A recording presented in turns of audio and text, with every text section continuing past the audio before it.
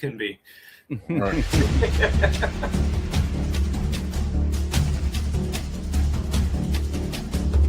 Purpose. No one can create your purpose for you. No one can tell you who to be. So in purpose, you have to create your own purpose. And in evolution, you have to evolve towards that purpose. It's easier to live when you have goals to meet. You understand? If you have goals to meet, then you don't feel so voided, and you understand why every day you're looking at this person in the mirror, because that is the cool part about the game. You get to be anybody you want to be.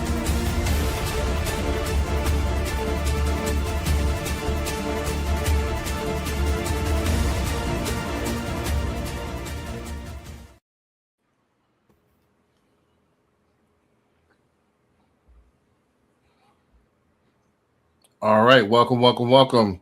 You're tuned into another week's live stream of the Power of Ownership podcast.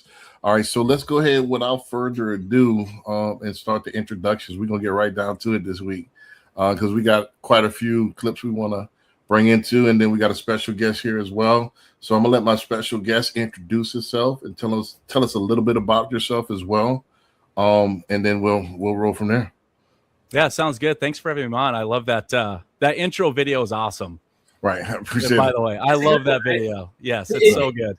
Brandon created that, I think, quite a few years back, and he was like, we were wondering, like, should we bring it back in? And I'm like, dude, that's a nice video. I like it. Like, right. Yeah, I think it's very motivating. 5 or 6 years old, but it is. Hey, it still works. It's still on point. Yeah, it definitely is. Yeah, right. No, thanks again for having me on. Jared Havens, financial freedom strategist is how I label myself for people. I'm the CEO of Credit Life. We're a financial wellness company. We've been in business for over 10 years. I've been doing this for over 15. And before that, I have a wealth of knowledge and experience in both real estate and mortgage before I started getting into the credit and financial world specifically. Love what I do. Every day, like I was telling David earlier, both of you guys, I've been here since 7 a.m. I just love this. I love talking to people. I love helping people. I love working with partners. I love doing podcasts. So I'm thankful to be here. And I really like this concept too, as we go through the clips. I'm excited to go through those and give some commentary. Right. I appreciate it. And we appreciate having you. I appreciate you actually down to the T following instructions. It was on time. I appreciate all of that stuff. That's how I do it. Right. Let me go ahead. Since I'm in order of the banners, I'll go ahead and then David could introduce himself as well. So again, my name is Brandon B. Dixon. My NMLS is 1541210.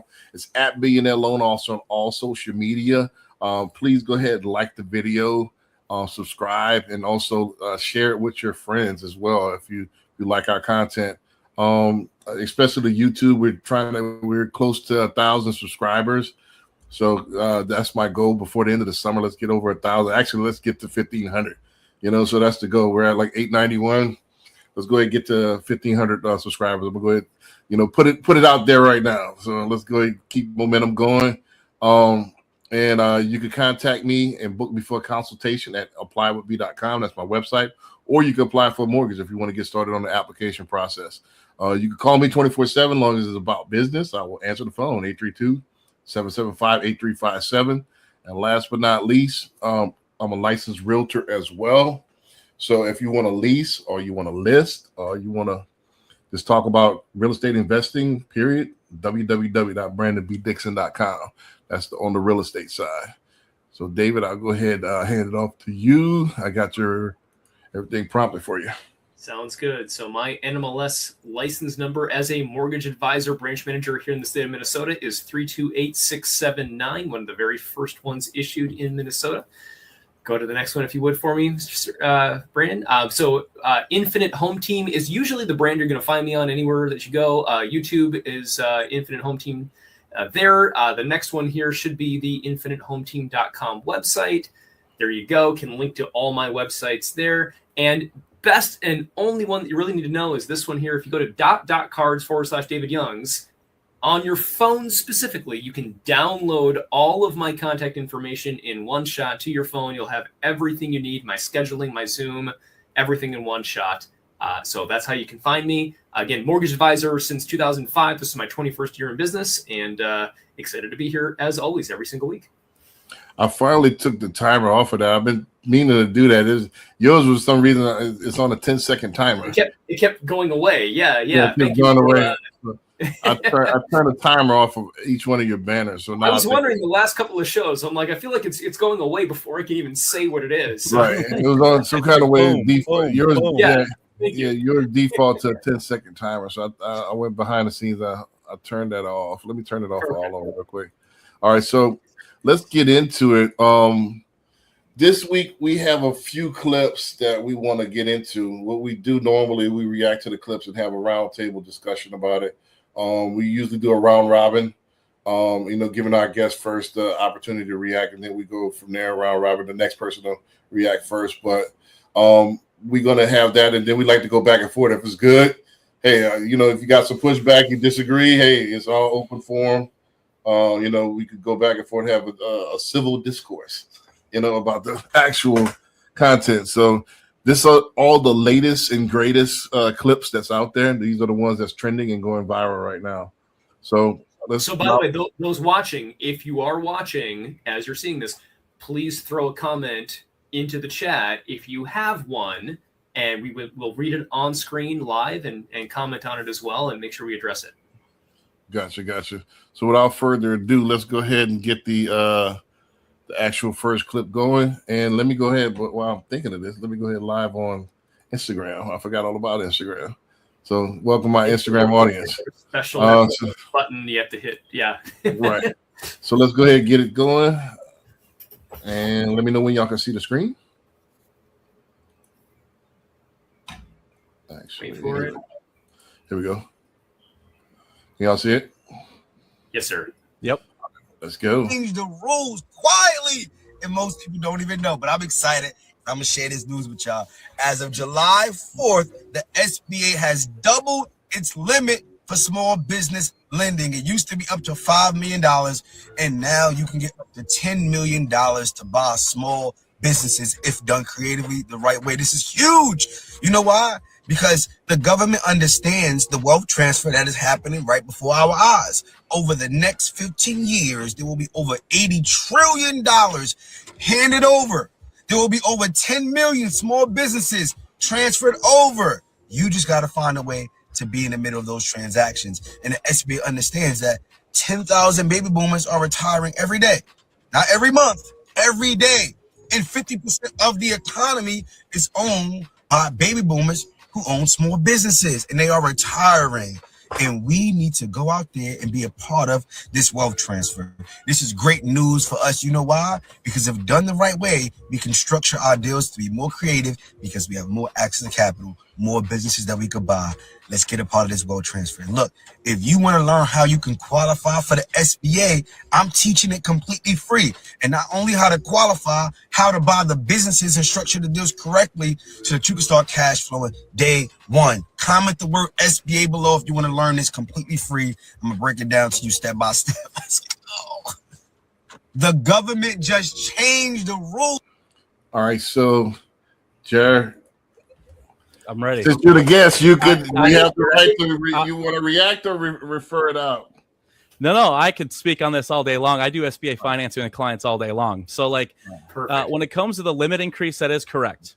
And I'm glad at the end there he brought up when it came to purchasing a business. And he did that specifically. I'm glad that he did that just because if you think about SBA, like David knows this, and you know this too, like in the world of mortgage, view SBA as like a full document loan for underwriting. It's going to automatically have more conditions, more requirements.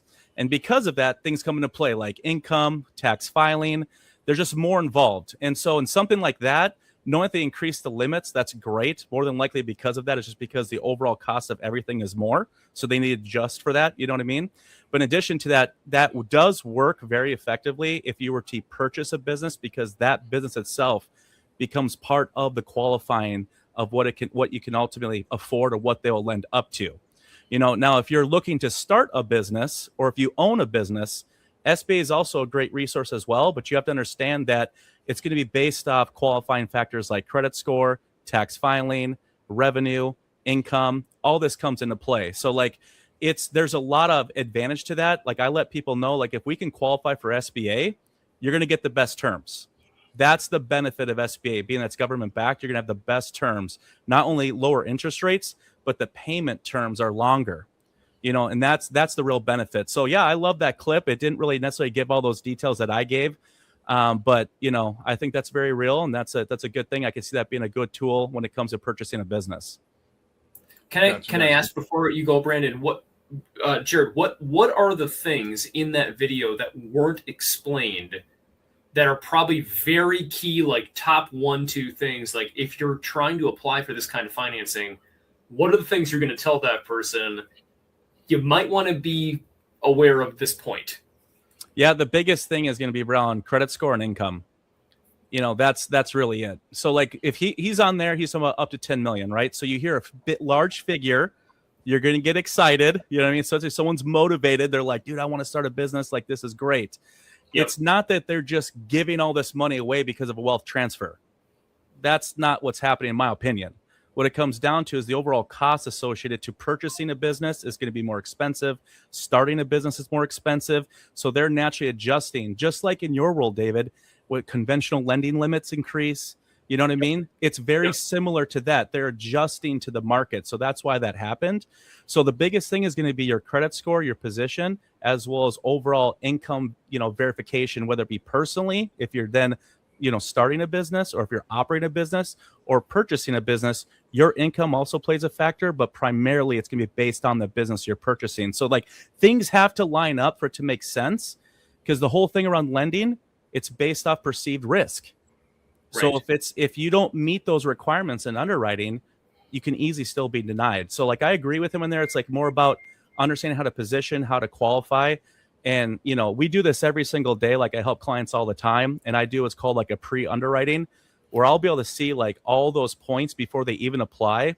And that way I can give them guidance on, hey, we're looking good here, and let's go ahead and proceed with that application. Or if there's something there that's not lined up, well, then I can help them with that in advance. So when they do apply, they apply with confidence. There's no surprises, so to speak. Right. No, thank you for that explanation. That's wonderful. I appreciate that. Yeah. I'd like to welcome Eris to the panel. He's a realtor in Eris. Hey, how you doing, guys? Hey, how's it going? You're so yellow. Right, yeah, you're kind of Why are you yellow? my little office, yeah. How's guys doing? Good? Good. We're good. Yeah, we're waiting for you, man. Right. Yeah, I got a little cut off here. You know how it is. Fair enough. No, I'm glad to have you here. Appreciate you being on the show. Thank you for the invite. Yeah, I like your channels. I like what you guys. I'm listening here, and I'm very interested. It's pretty good. Awesome. Awesome. Eris, since you have the floor, won't you go ahead and do the introduction? So we didn't have a chance to get you any banners or something, but tell them who you are, what you do, and then we're going to finish with this clip. But you missed part of this clip. We'll get you on the next clip. But tell them what you do. Well, thank you for the invite. So my name is Aris. I'm actually a realtor in the state of Georgia and in Florida, and been in the business about 6 years already. And I've been around in the Spanish communities and American community all around. I used to work for Zillow too, so I have a background with Zillow in their internally, and pretty much work on more than the residential side and a little bit on the commercial, but more than the residential side. Almost 90% of my residential clients. So, and pretty much helping customers, all type of customers, from the low to the high. It's a roller coaster. So, so it's part of the business, helping out people, and little bit on the commercial, helping people on the funding side, commercial, referral to all the people that are really focused in that area. Mm-hmm. Gotcha. Now we got the full panel. Sherman finally just texted me, so he's not hopping on either. So we got the full panel. So let's go ahead, full steam ahead. Don't forget that any questions, please put them in the comment box. We'll read it live here on the air. So just to go in on that previous clip, the guy was talking about the SBA loans expanding, doubling. I think it's a game changer if you know what you're hearing. A lot of people don't understand the gravity of that. Now you can purchase bigger businesses, Bigger Wow. businesses means that you're going to be able to purchase businesses that most likely have cash flow, have EBITDA going, because that's the ones that the SBA likes. You have, it's twofold. Like Jared alluded to, you have your credit profile. That's true, but also they're going to underwrite the business. Just like they underwrite your credit file and the actual house when you do a home loan.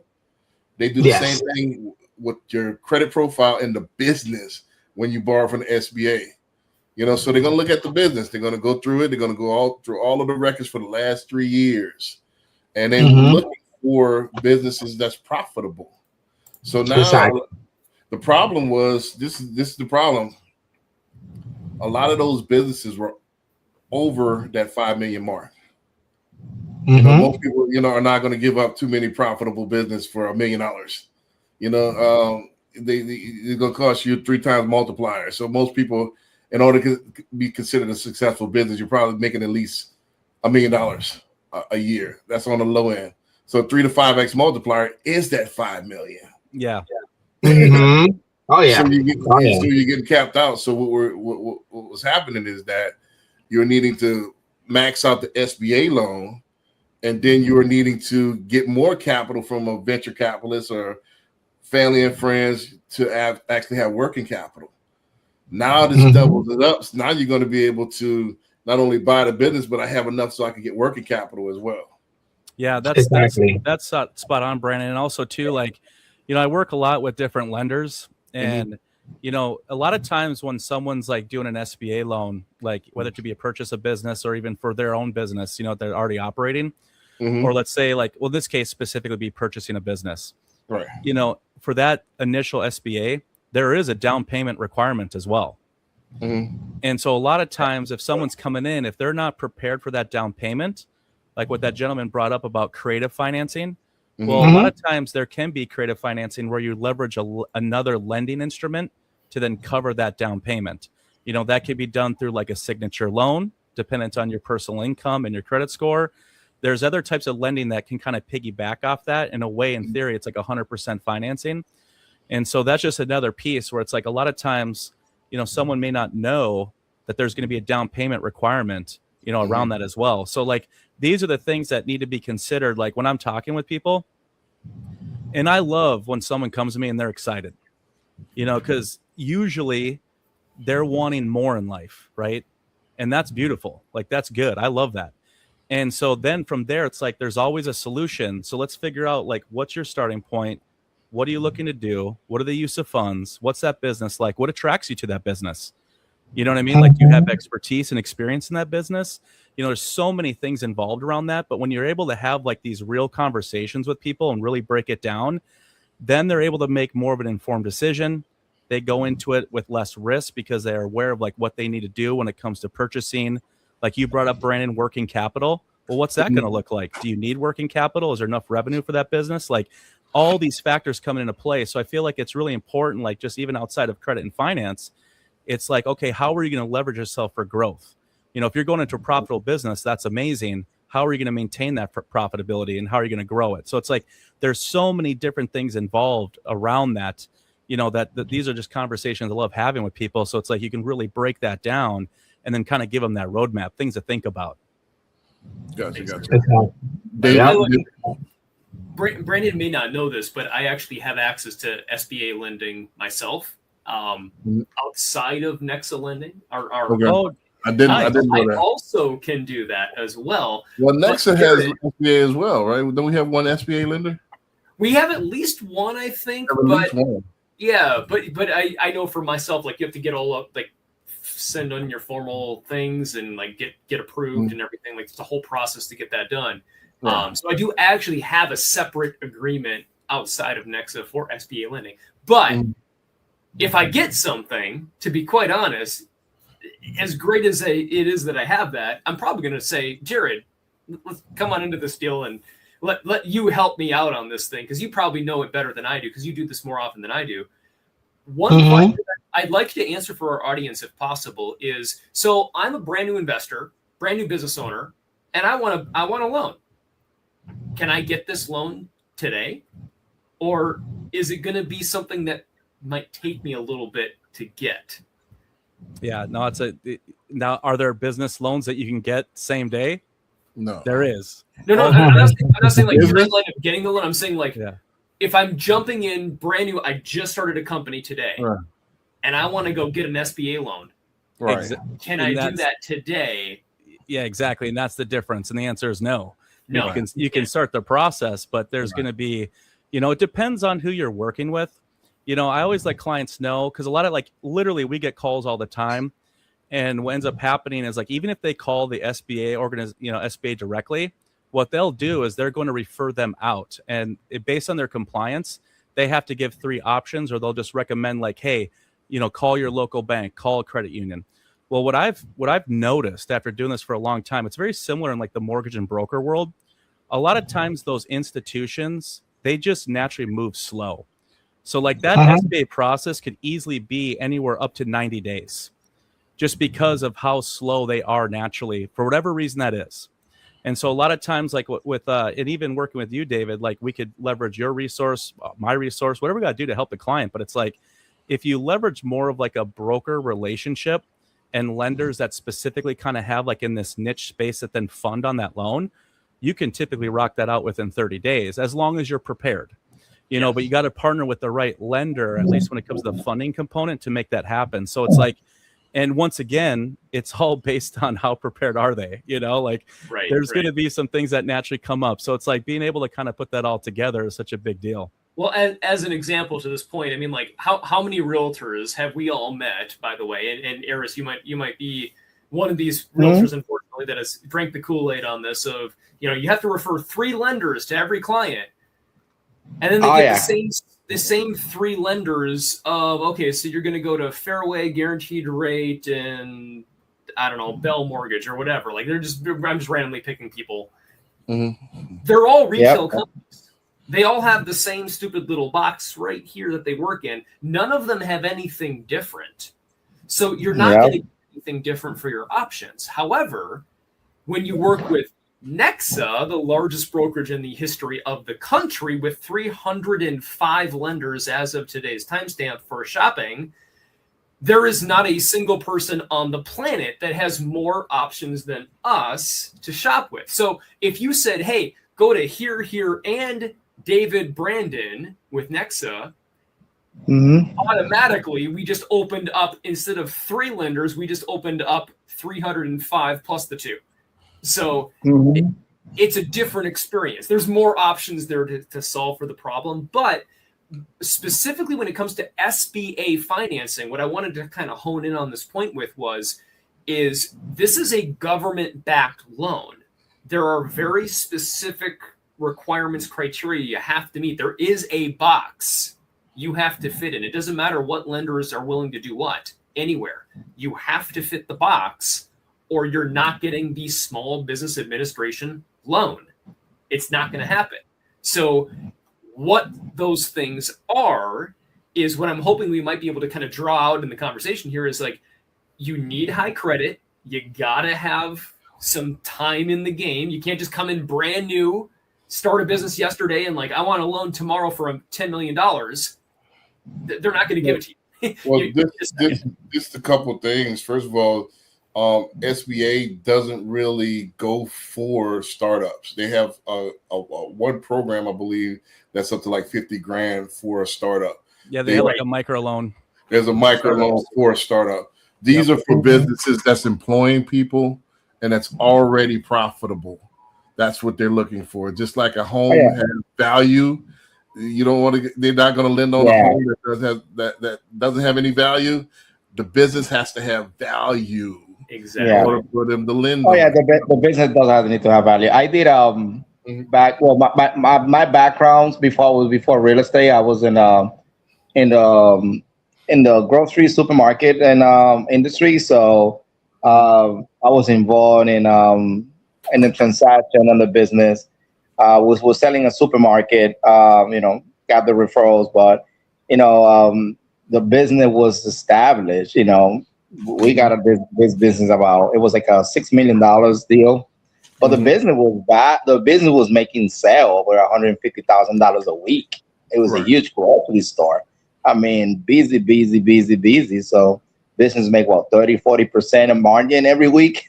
So that's what SBA look for. I mean, the business was making about close about 150,000, 175,000 just in profit, gross profit, before payoff. Well, that's what SBA look for. We got appraisal involved. Once the lending get closed and other stuff, because there's an appraisal get involved to go value that business will. How much is that business will cost? That's beside the building. So you're exactly right. That's all they and that's what they do, because most owners, when they retire in a great business and then they don't see family can move forward, they multiply that income, to just move forward. And then the guy did put a great down payment, huge down payment. It is true. You gotta put something down, because definitely nobody's gonna take the loss, like go 100%, So this guy came with a huge down payment. Mm-hmm. Right. There is a way to get around that. There is. It has to be structured right. That's what he said during the clip as well. And I think Jared alluded to as well. There are other signature loans that you could do. Or I'm familiar with business loan. You could offer these venture capitalists a piece of the pie, and they will top. There's companies that's all they do. That's all that they do. They're looking to throw their money at something to return and to get more money. So it's a perfect vehicle, because if, like you said, the supermarket, if it's already making profit, the margins it's already making money, and I could throw my money at it, and I'm going to make more money. Perfect. So they have companies that's all they do. They're going to look at the books, and all right, and that's what the SBA had to do for the most part. If I wanted to buy that supermarket, if it's making $150,000 a week, and you're doing 30-40% margin, you're not going to get that for less than $5 million. It's probably going to be an $8 million deal. Yep. And then this is what's game changing right here, is because now I'm able to buy that, and I can put that all in one lump sum, and I can get the signature loan and have that for my down payment. Exactly. It's all about profit.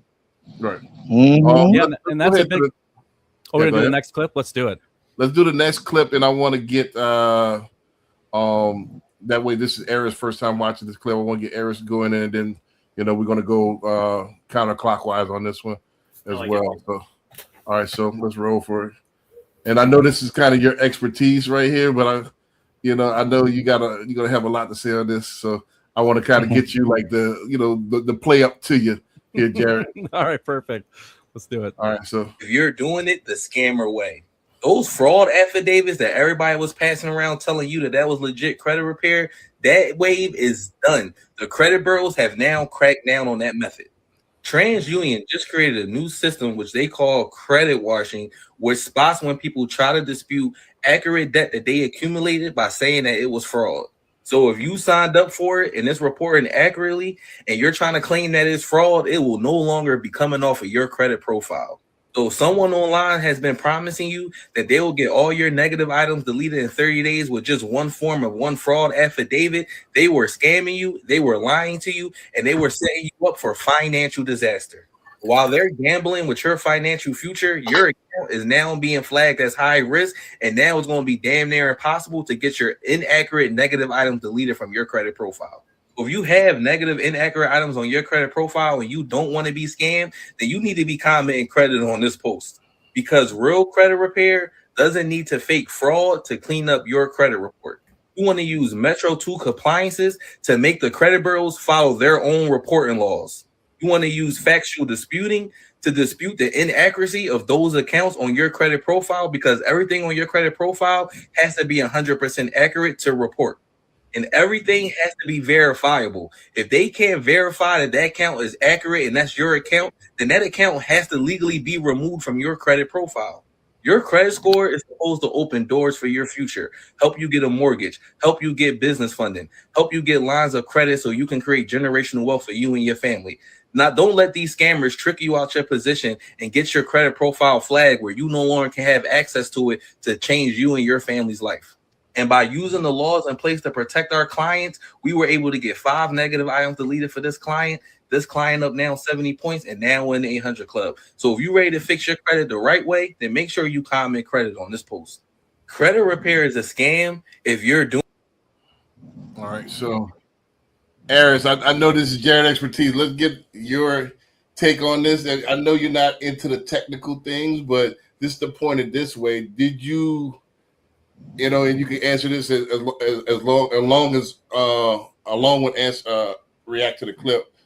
Do you think, in your perception, is credit cleaning a scam? And have you ever been or seen a client get scammed? I think client get scammed by people. They charge this monthly subscription. They charge you monthly, then they don't really. Negative doesn't even. They waiting, then you pay them this monthly and pay them a $200.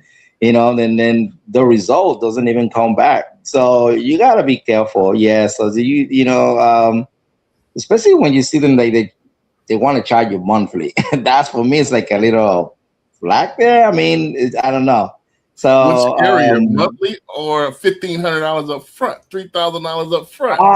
Yeah. I see them, a lot of them. To start your job, we need about 1,000 or 2,000 on front. So just to go and send some disputing. Right. And I mean, those things you can do, but when you say someone to charge you that on front, and then you pay it on monthly, then they kind of like, that you gotta be careful. So, it's too good to be true to listen. But yeah, there's such few people that do legitimate, but they don't really ask them on front, and they don't really. Some of them they may say a small fee that maybe won't hurt you, but when you see it a huge amount, that's a red flag. Right. Jared, I know you're chomping at the bit on this one. This is your area of expertise. Yeah. Well, what he's talking about there is credit sweeps. Right. So that was really, really popular at Credit Life. We've never done that since we've known from the very beginning it was illegal. So essentially what they would do is create fraud affidavits. And when you do a fraud affidavit to officially file it, you have to file a police report as well. And so people are being advised to go through and do all these fraud affidavits, go and file it with their local police department, and essentially go through and challenge their account stating that it's all fraud. And so at one point, I've never seen the results of this, so I can't say yes or no if it worked or not. But I do know there was a big old social media push on this. And even before the social media push, I knew, because I've been doing this for a long time, I knew some people charging significant fees. I'm talking about thousands of dollars, essentially guaranteeing that they'll delete everything. And that is what they were doing, is the credit sweep. And so I'm thankful that the bureaus caught on to that. I imagine that was a move that they made even before they TransUnion, labeled something as a process that they have, because, there's a process that they have to go through because they think about it like this. When you challenge information on the report with the bureaus, the creditor in question is contacted. So at that point, now the creditor has to go through and say, well, was this fraud? Now there's this whole thing of like reaching out to the client, like, well, I need more information. Like there's a lot involved in that. And so like in that respect, the credit sweeping and the fraudulent piece, I'm thankful that that's gone, because it really just put people in a bad way. I personally have heard from people that came to us later that they paid, I'm talking about like $5 to $10 grand sometimes, and nothing happened. Well, Can I ask you, Jared? So sometimes it's not even the upfront cost, but there's a certain XYZ law that we know is the most common place people go to online. I don't want to say the name, but it rhymes with it. It starts with the same letter as law. But there's a place that people go where they start this process, and they might not pay anything up front, but they will be in this program for 6 months, a year, 3 years, 5 years, and nothing's changing because I'll reach out, I'll pull the credit, and nothing's any different. And supposedly this is a guarantee. This is something they're taking care of. They're doing this thing. Can you comment or speak to that point of what some creditors do and how and why they might do this, and why anybody watching this, if you're looking to build your credit, why you want a very specific type of credit repair company, like Jared's team that I have known and worked with since their inception, by the way, as a friend of mine here in the Twin Cities, Minnesota, why they should work with someone like you over the competition. Yeah, I mean, honestly, we do it for real. And so, like, the one thing, like, when I started Credit Life, I knew, like, literally what ends up happening, if you look at the marketing of, like, what David's talking about, you know, Lexington Law, creditrepair.com, those are the big ones. Then you have a ton of small ones, you know, just because there's been a lot of social media push around credit repair specifically as a great way to make money. And if you think about it, it's something that you can, at first, think that you can easily start on your own. That's why it's so attractive to a lot of people. But the reality is there is so much to this process. And so for me, going into this industry, coming from it, working at a different company until I started Credit Life 10 years ago, I knew that credit repair itself alone typically does not work for clients. And the biggest reason behind that is just because something's deleted or removed off your credit report doesn't necessarily mean your scores go up. It really comes down to how are they managing their credit? How are they managing their money of accounts that actually show up on the credit report? So for me, knowing that, that's why our model is based on repair the past. So credit repair is a tool that we use for sure because it's very powerful. But then we coach our clients on how to manage their credit, how to build it. We're all FICO certified here at my team, so we understand the lending algorithm that makes up the credit score. So like it's more of a holistic approach of like, here's all the different things that we do. And I always tell clients, because I'm real with them, even if nothing gets removed off your credit report, if you follow our plan here, you will succeed. Now for a repair piece, any success that we have there, think of it like it's like weight weighing you down. You know what I mean? Now, if I can start removing some of that weight, you have 100 pounds on your back, you're going up the mountain. It's hard. I'm struggling. Well, if I can get that down to 50 pounds, it's a little easier to get up there. So that's repair. It's like I'm lessening that weight that's weighing down the score, but it's really these proactive steps of helping people understand their relationship to credit and money and what it means for their goals. I want to buy a home. I want to start a business. I want to be debt free, whatever it is. It's then understanding the steps, the specific steps based on their situation to get them there. So that's kind of like our model. We do one-on-one coaching with our clients and everything. You know what, on that clip, I will say though, when he talks about the factual investigation, that's a real thing. It's labeled as technical factual investigation. And so what that is, if you think about it, when it comes to the bureaus, you know, you got Equifax, TransUnion, Experian, right? They are a for-profit business. They are in the data game. They are like the kings of the data game. They make money on that. They sell that for a fee. So like when they go to David and pull a credit report, it costs money to pull that report. When it comes to marketing services, the bureaus sell your data for marketing. So all those pre-approval letters you get in the mail, that all costs money. So they're constantly making money on your information.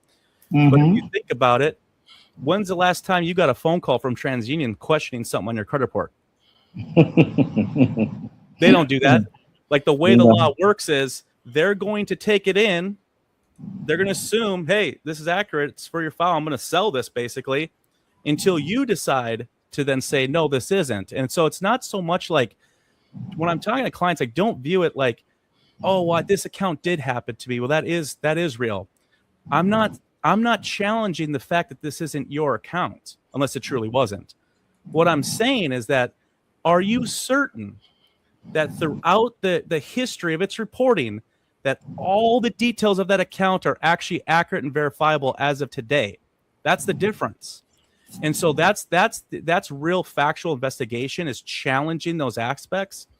And what happens at any point they're unable to verify that, that's when it's deemed as unverifiable. And the bureaus must legally permanently delete off your report because they can no longer sell that data. So that in a nutshell is how credit repair works. You just have to do it correctly. And another big thing, not to kind of just spit all this stuff out, but it's like when I'm talking with clients, just because something's deleted off your report doesn't mean you don't owe the debt anymore. That's another big misnomer out there that people get confused on. If they have a collection that's deleted that had $5,000 associated to it, and if it's within the statute of limitations of like suability and pursuing, they're still going to pursue it. They could still sue you for it. Like there's all that's in play. And so like that's why when we're working with clients, it's like we need to understand like the real situation here. If we can repair and build, then we got to help them. This like understanding the money component, like, do we need to settle out debt for less than full balance? When should we do that? That way it's like for me, when our clients are done with the program, I want it to be a true fix, not a band-aid, not something was deleted and all of a sudden re-reports again because it sold to another collection company and hurt your score again, and all of a sudden you just went backwards. It's like this has to be done right, and it really does require all those components. It really does. Otherwise, they will spend money. They're in most cases they're not going to be happy with it because either something didn't come off or things re-reported. And I'm sure, I mean, Dave, you've heard this, man. I'm sure, Brennan, you've heard this. People going through the mortgage process, their scores are there. Let's say they just barely made it. They went through like a credit repair program, and all of a sudden in the middle of the mortgage process, collections are popping back up. Their scores tank. It's like, dude, we can't close. Oh, my lease is ending. I'm supposed to move it on this date. I'm screwed. I'm stressed out. These are real situations that have happened to a ton of people because it wasn't approached correctly and it put them in a bad spot. Yeah. You know, so like there's just so much involved in this industry. And I think that's why I love it so much, because most people, I'm not trying to dog people, but from what I've seen, most don't do any of this. They're a letter factory. They're just bang out the letters, and I'm doing a service, right? That to me, that never attracted me to this business. It's everything that we're talking about now. Like, I want to buy this business. I want to grow it. I want to improve my financial situation. I want to buy this home. So I've specifically created a program to touch on all those points so they can actually be successful. Right. I want to point it to this as well, because, you know, like I said, not to exhaust that point, but I want to paint this picture real quickly, and then we go to the next one, because the next one. Before you do, by the way, I do have another question for Jared, after you're done, if possible. Right. Yeah, real quickly, I wanted to paint this picture and kind of point it to this direction. As the consumer, you can't tell the difference on who's good and who's there, who's not, because if you're going by reviews, there's a ton of fake reviews. They don't know anything about credit repair, so they don't know the ins and outs. So what you're saying to the technical aspect of it, the scammers have a technical aspect as well. So they don't know which technical aspect is right. So how do you tell the difference in an ocean of scams? What is the island that's the truth? So that's the difference. Like, and the social media influencers, most of them do credit. I'm an influencer and I do credit repair because they could get if they could get 2 or 3 people every month, for a couple grand, that pays their rent. It says in the contract that, hey, I can't guarantee results. So all they're going to do is call you from a Google number and then change the Google number. Yeah. This industry is wild, guys. Right. I'm telling you right now, this industry is wild. I mean, the regulatory is trying to get a handle on it. I don't necessarily like some things they're proposing. Like, listen to this. You're all business owners here, so I want to hear your thought on this. Actually, so one point that they're trying to bring forth that they'd like to see a change in the industry, it kind of falls under like a telephone sales, telephone marketing. They feel that people have a higher probability of getting pressured into enrolling and paying money for something if they do it over the phone. So with that though, and you guys know this, and that can be true. I'm not saying it's not, but what they want to see is they want to see people enroll online. Okay. But here's the problem, like what you just brought up, Brandon, especially in the world of social media. If I was to create a viral clip, I don't need to showcase that I have an office. I can have a Google phone. I can start a CRM today and a merchant service today, bust out an amazing video, put some money behind it, and if it converts, boom, I'm making money. So in my opinion, what they're looking at will actually go against them. And I think that there's a disconnect. They don't fully understand the power of funnel marketing and online marketing, right? So in my eyes, if I was a consumer, I would look at, well, one, do they even have an office? Like, legitimately? Like, where's their office? You know what I mean? I understand there's a lot of remote stuff, but that's one thing I'd look at. And when it comes to that phone conversation, I would ask questions, and if they're pressuring you to enroll quickly without asking questions, or if they're guaranteeing results, these are all red flags to me. If I was a consumer, I would want them to actually take time, say, well, here's my situation. How can you really help me? Like, break this down for me. What does this actually look like? Like, explain this to me so I understand. Like, when I leave this conversation, I know the plan. And it's not like a diet pill, like, hey, you take this and you lose weight. Like, even though there are some injections that do that now, apparently. But like, I'm just saying, like, if it's too good to be true type thing. So it's like, that is what I would do as a consumer, because you're right, Brandon. It's like, you can have fake reviews. We don't have any, but I know people do that. Even like followers on social media, you can pay for followers to boost up your perception of the world, right? So like, all this can definitely go against someone easily, and they can make a bad decision. So I just think that if I was that person, I'd slow down. I'd ask a ton of questions. Maybe even on that call, say, hey, you know what? I need to think about it and see how they react to that. You know what I mean? Like, these are all things that you can do just so that way you kind of pump the brakes. Is an important decision, and just make sure that they operate correctly. And if they do, then there's probably a good chance they're a good company. If they don't, they just pressure. If they just let you go, more than likely that was going to be a scam, and it's a good thing you escaped that. Gotcha. And don't forget to hit the like button, guys. We got some exclusive content here. So hit the like button. Don't forget to ask us a question about real estate or credit repair as well. Also, even if you got any business question or whatever, ask us a question.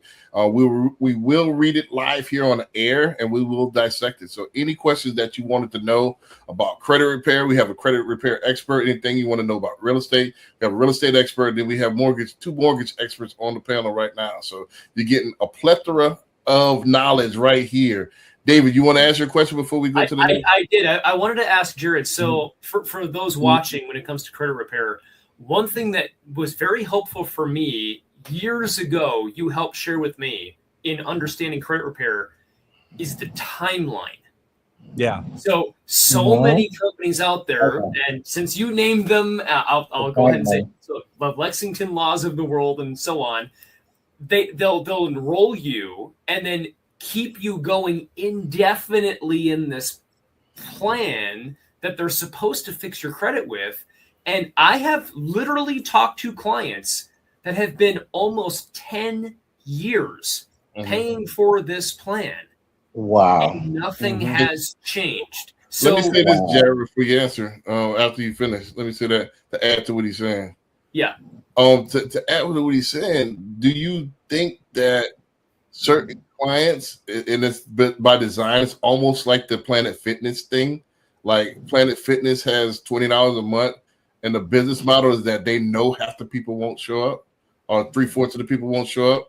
Do you think that particular model is that they know that, all right, I'm going to pay, I might get one thing deleted, but little Johnny's going to get braces and I'm not going to pay that. So it's take one step back, you're doing a hokey pokey, 1 foot in, 1 foot out.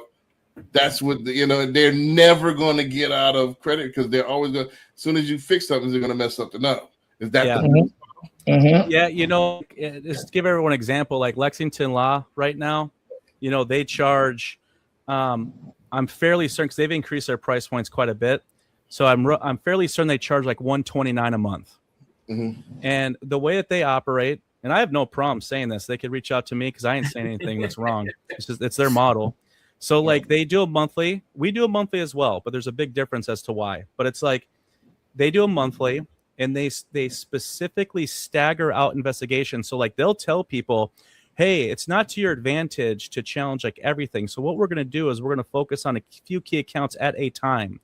And the reason why they do that, it's their business model to be successful. It's a volume driven business, which it is for us as well, but they're on another level. They really are. And their goal is to extend that timeline as long as possible to make that monthly. That's what they're going to do there. And when it comes to like their customer service, can you call in? Yes, you can. Do you have an online portal? Yes, you do. Can you ask questions? Yeah. But it's only usually the ones that probably push a little bit more, they're going to kind of step up for. For them, people get updates. People know they're working. They may not get the results that they're looking for, but at least in the consumer's mind, they're like, they are working for me. Okay. But yeah, they do things in a way that, and if you think about it, you have 3 bureaus, right? And then every account, if it's reporting all three, is technically 3 trade lines, even though it's the same account, right? It's 3 separate trade lines for the operation of that business. So for them, they'll kind of stagger things out, and they'll say, like, here's a total number of accounts that we're working on. But a lot of times, if you combine that, it might just be 10, but they'll say 30. And so it's like, those are the things that happen and how they operate.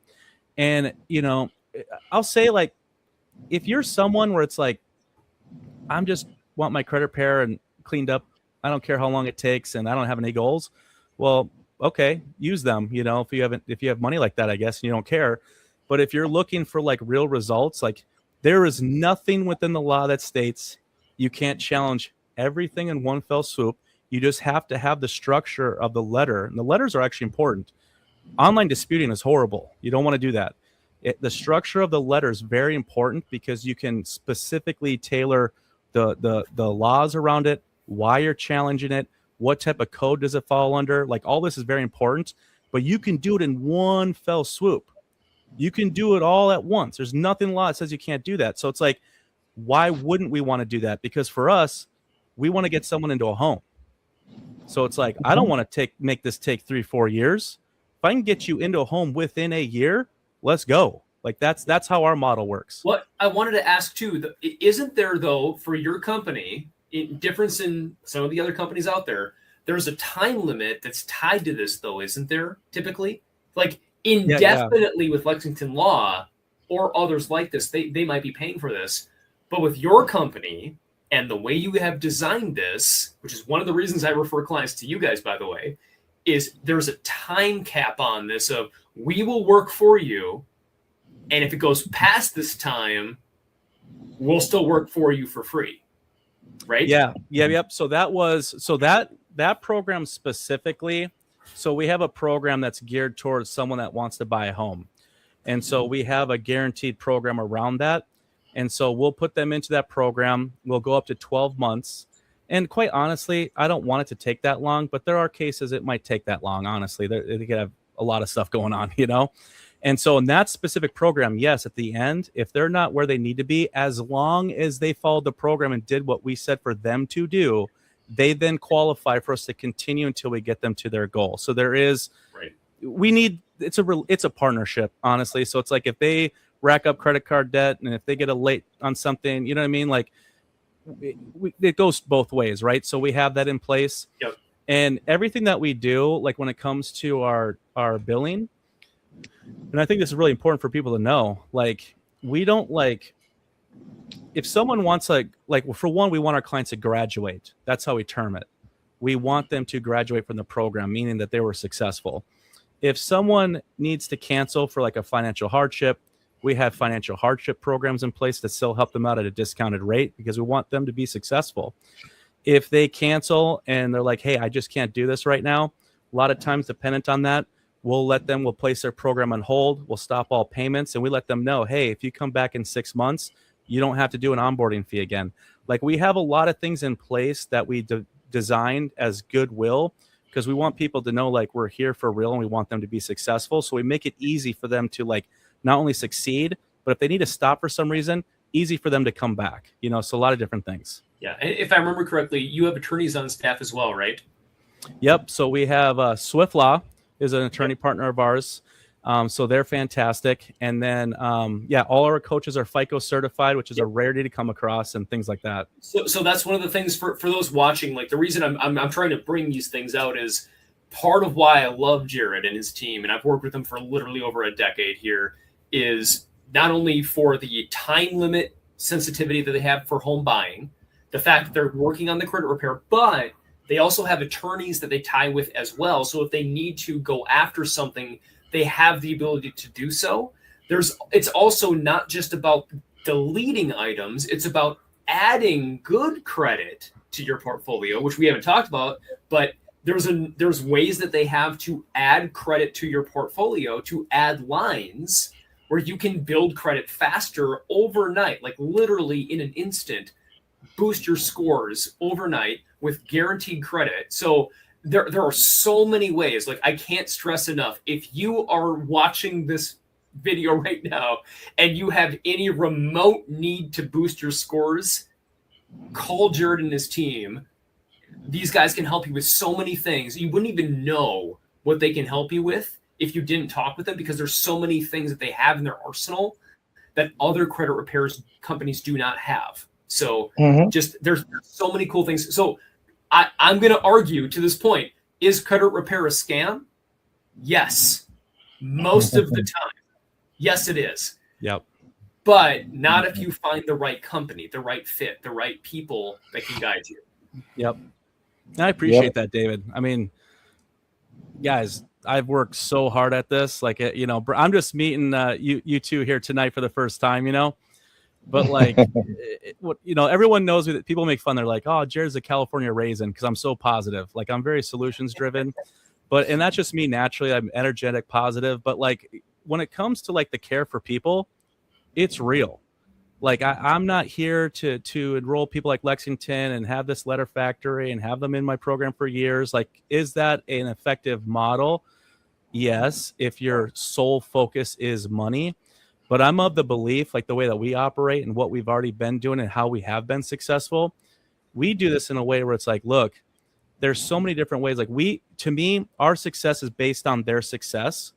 And that just, the referrals come in. There's more partnerships like David.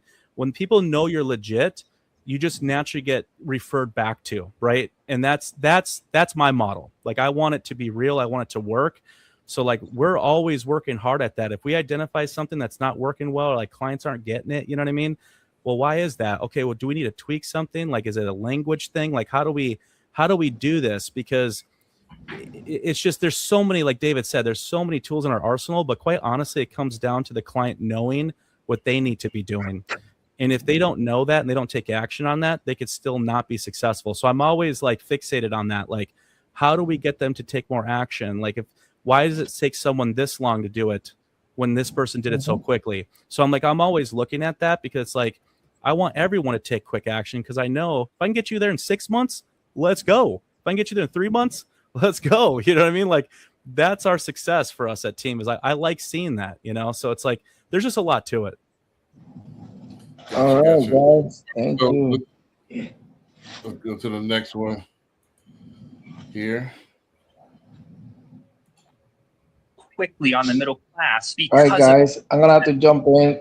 Making $7,000 cannot qualify for a $400,000 home. That's the first time that's ever happened in the past 50 years. So they're being forced to rent. It's eating up 50% of their income. And once rent starts taking half your paycheck, it slows down everything else. Saving money becomes harder, investing becomes harder, dating, traveling, moving out, starting a family. All that gets delayed because so much income is just going towards survival now. 50+% say we're in a recession. 58% say the economy is getting worse. It's not. By all objective measures, it's getting better. People keep feeling worse. Why is that? I think this is one of the most important economic conversations right now, because technically the economy can improve on paper while regular people still feel broke in real life. The stock market might be up, unemployment might be low, but if everyday essentials still feel unaffordable, people are going to feel stressed regardless. I think it depends on the age, because I think we're kind of living in two separate economies, if you will. Because if you're somebody who's over 60 years old, if you have a $400,000 home and you have just property taxes and homeowners insurance for $600 a month, that is significantly better than a millennial or Gen Z or spending $2,500 for rent or $3,600 for a mortgage. So I think people under 40 are really feeling the stress about the economy, saying it's not good because housing's up, college is up, daycare is through the roof. But I think people over 60 who sit back and go, my 401k is looking good, my house went up 40%, the economy's doing well, groceries are high, but we can deal. So I think it just depends on the age, because the millennials and Gen Zs are the ones really struggling. I kind of get why so many younger people feel mentally exhausted talking about money now,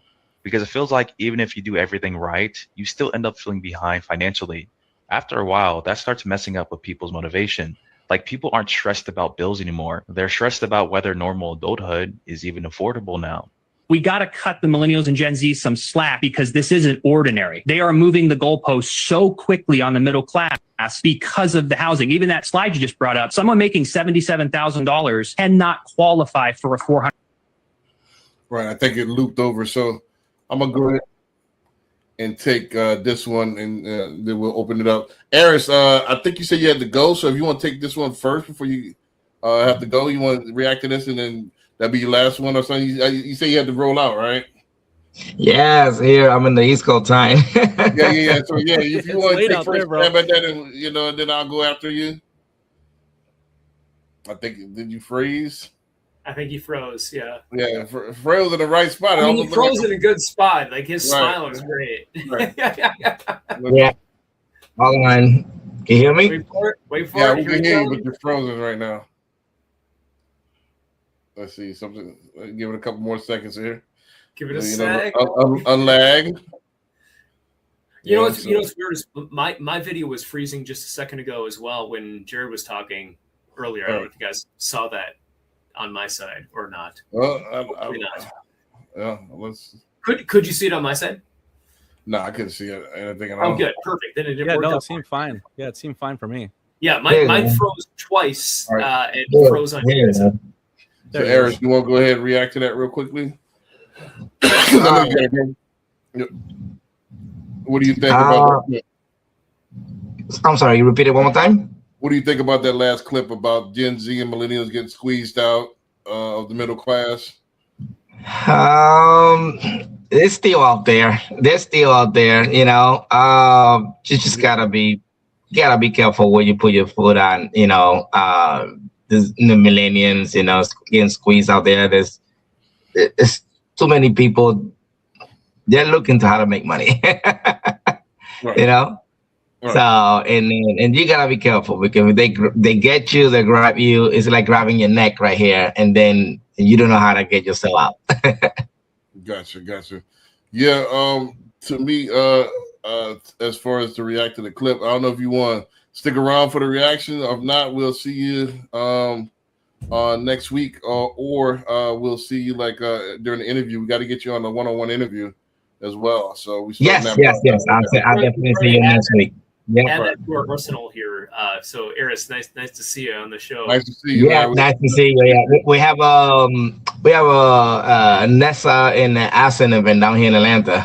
Okay, yeah. Oh, I need nice. to go. I need to go to Atlanta. You know, I'm licensed in Georgia, so I need to go to Atlanta. Real Yeah. We have a huge event going here. Mike Motors here. It's a lot of people down here. So for 3 days.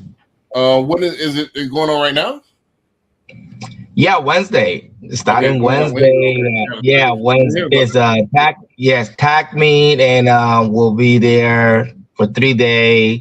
Like we're doing it from 9 to all the way to 9 p.m. Little John will be performing. So Yeah. I did hear about that. Lil Jon. Yeah, I heard about that. Lil Jon. Yeah.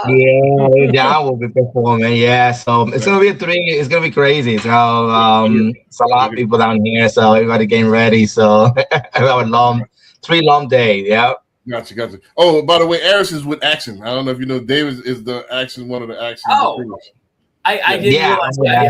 I put realtor in your name Right, there, right. Eris, because I wasn't sure. Like you said, realtor. Yeah, I'm like, but I don't have a last name. Yeah, I'm with Aston. I'm with Aston. We're growing, guys. Yeah, we're definitely it's getting By the way, for those popular listening, here. Action Realty, which is Nexus spelled backwards, super clever. Which, by the way, is probably what my shirt reads here. Oh yeah. We're definitely growing. Fastest growing real estate company in the history of the industry. Oh yeah. And then Orlando's is growing a lot. We have Florida, by the way. Which, by the way, so in Florida, by the way, if not this week or next week, I have a 100 realtor team moving over to Axon Realty under me here. Wow. We're working through the logistics of how this is going to all happen with the mortgage person in house and all that stuff too. And the LLC that has to get created, and it was a whole thing. But excited, super excited. Like, we're growing so fast. It's cool. I have a lot of people. Part of the team, man. Brother in what state again? Georgia. I'm in Wayne area, right out the Gwinnett County. I don't know what that is. What state? Yeah. Lawrenceville. No, what state? Georgia. Okay, yeah, Georgia. Just making sure Georgia is specific because I don't know the counties or cities, man. Yeah. Georgia's growing. Yeah, Essence is growing here in Orlando and New York. I mean, it's it's amazing. Every time we do a lot. I do a lot of presentation too, and I'm both in English and Spanish. But we're just a lot of people getting together, listening to everybody, just saying interested, and like, we got a lot of feedback is positive. I can tell you that. So, and especially from realtors. So it's just the structure. Team officially. Oh yeah, we're glad to yes. have you. Oh yeah, and they love Nessa. Trust me, like a lot of realtors. They never. I didn't even ever heard Nessa before. So the first time I said, "What?" Next is the largest brokerage in the history of the country, fastest growing ever. Axon, same thing. Like, there's a reason why we're both simultaneously Nexon and Axon. Like, we're doing this thing so fast. There's a reason for it. Anybody that is catching wind of this probably should get on board with this at this point now. Oh yeah, they gotta get it more. They definitely get it right. And then I'm telling you, there's a lot of I can't wait. There are a lot of future expansion even overseas. So that's gonna be awesome. It's gonna be crazy. Canada. They're working on it. I mean, wow. Yep. You guys gonna be real busy in that side. All right, Aris, we definitely appreciate you. All right, have a good one. We're gonna talk more this week. Thank you. Have a good night. All right, so let's get back to what I was saying. Is it harder for Gen Zers to get in the middle class? Again, I'm gonna think different. I say no. I think if it is, I think just like the first clip, I think is more opportunity. I see opportunity. I don't see. If you're thinking it's hard, you still have arrested development on the new economy. I think you're still thinking 1980, 1970, 1990 a little bit, where you could work a job. And I say this quite often on the podcast, where I could work at a factory and I could raise 3 kids, and houses used to cost $15,000. And, the rates used to be 18%. And, a hamburger cost a nickel, and a soda pop used to cost a penny and stuff like that.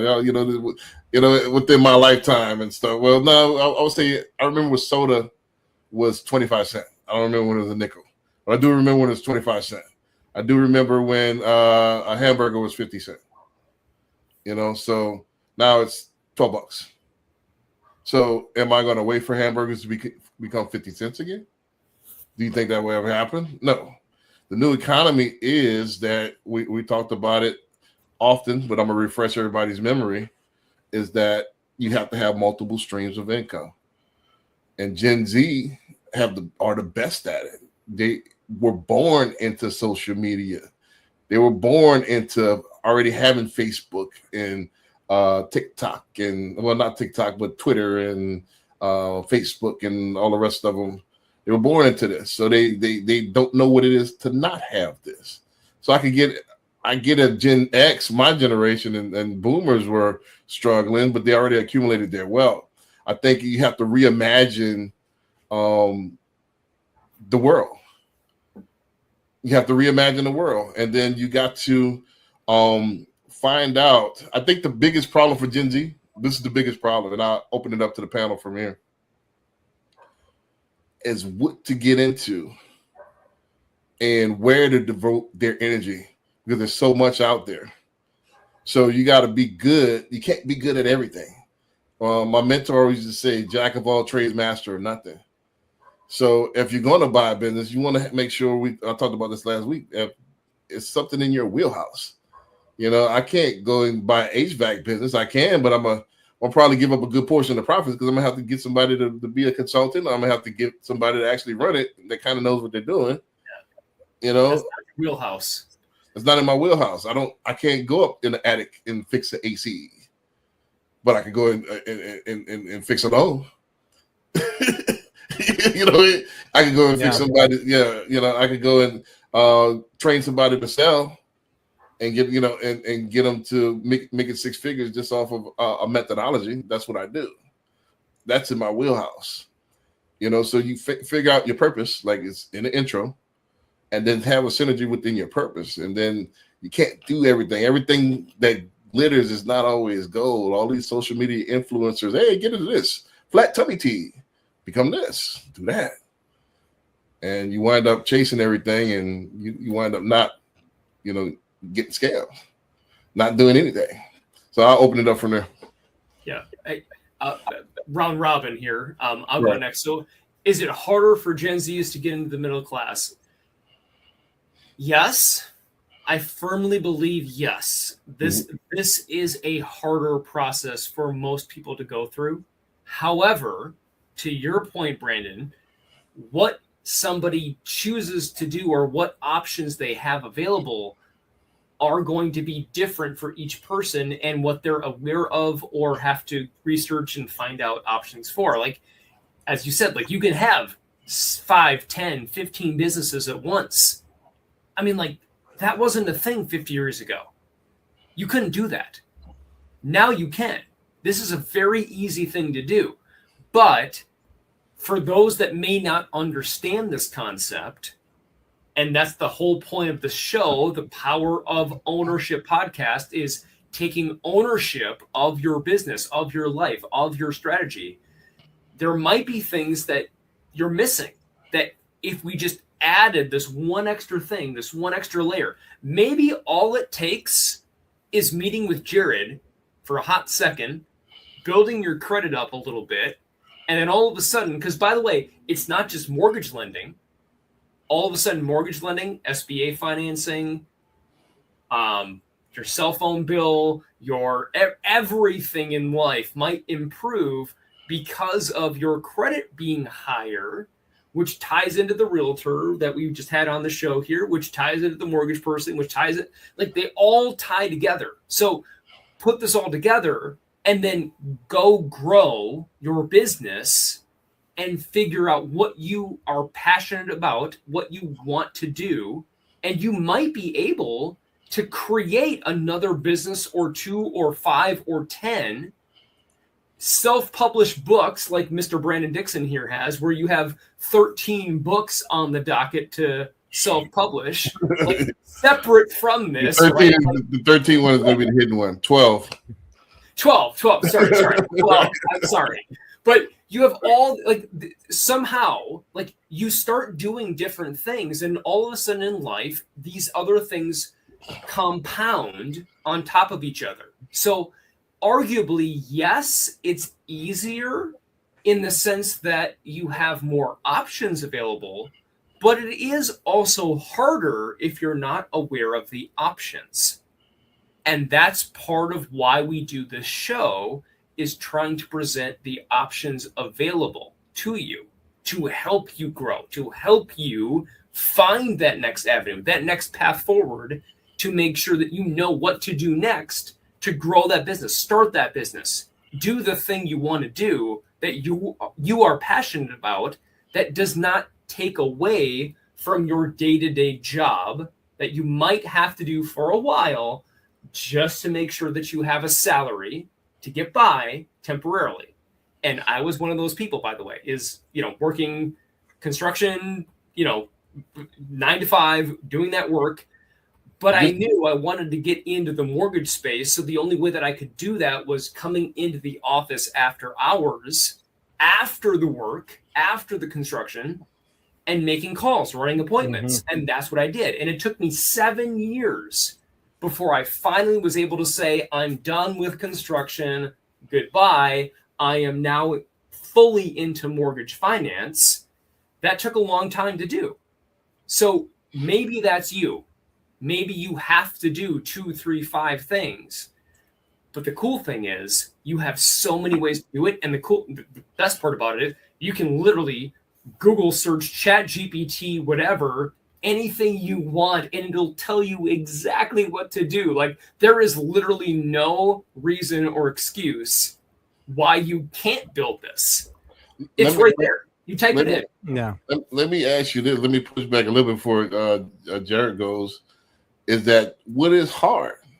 Because a lot of times you have YouTube University here that you can find out anything. Back in the days, we used to have these books that people go around and sell, and they came in a series. It's called an encyclopedia, and they would update it like once a year, once every other year.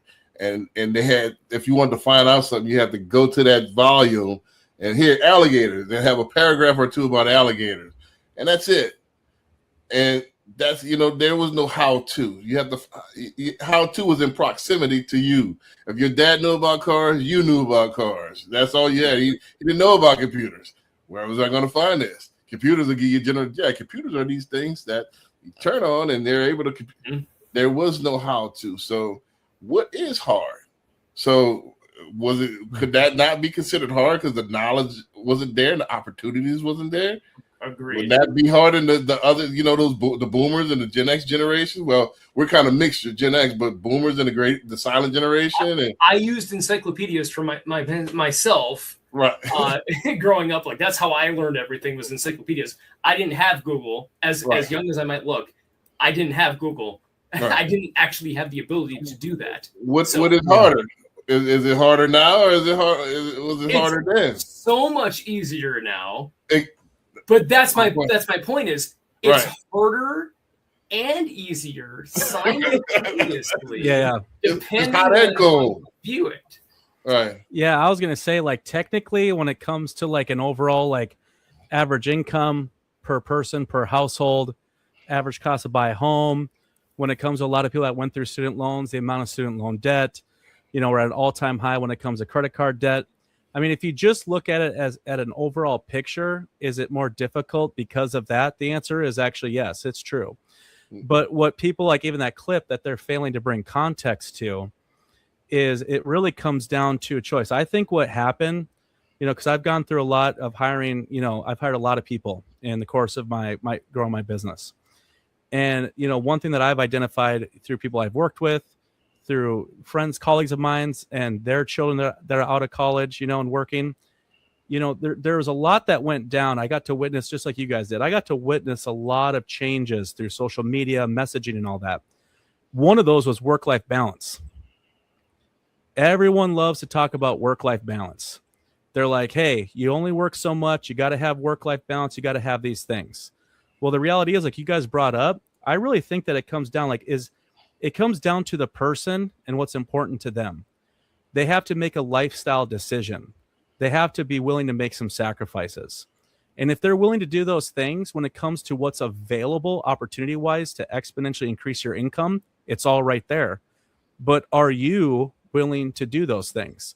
And if you're not, then the answer in most cases is going to be more difficult for you to get into the middle class because of that.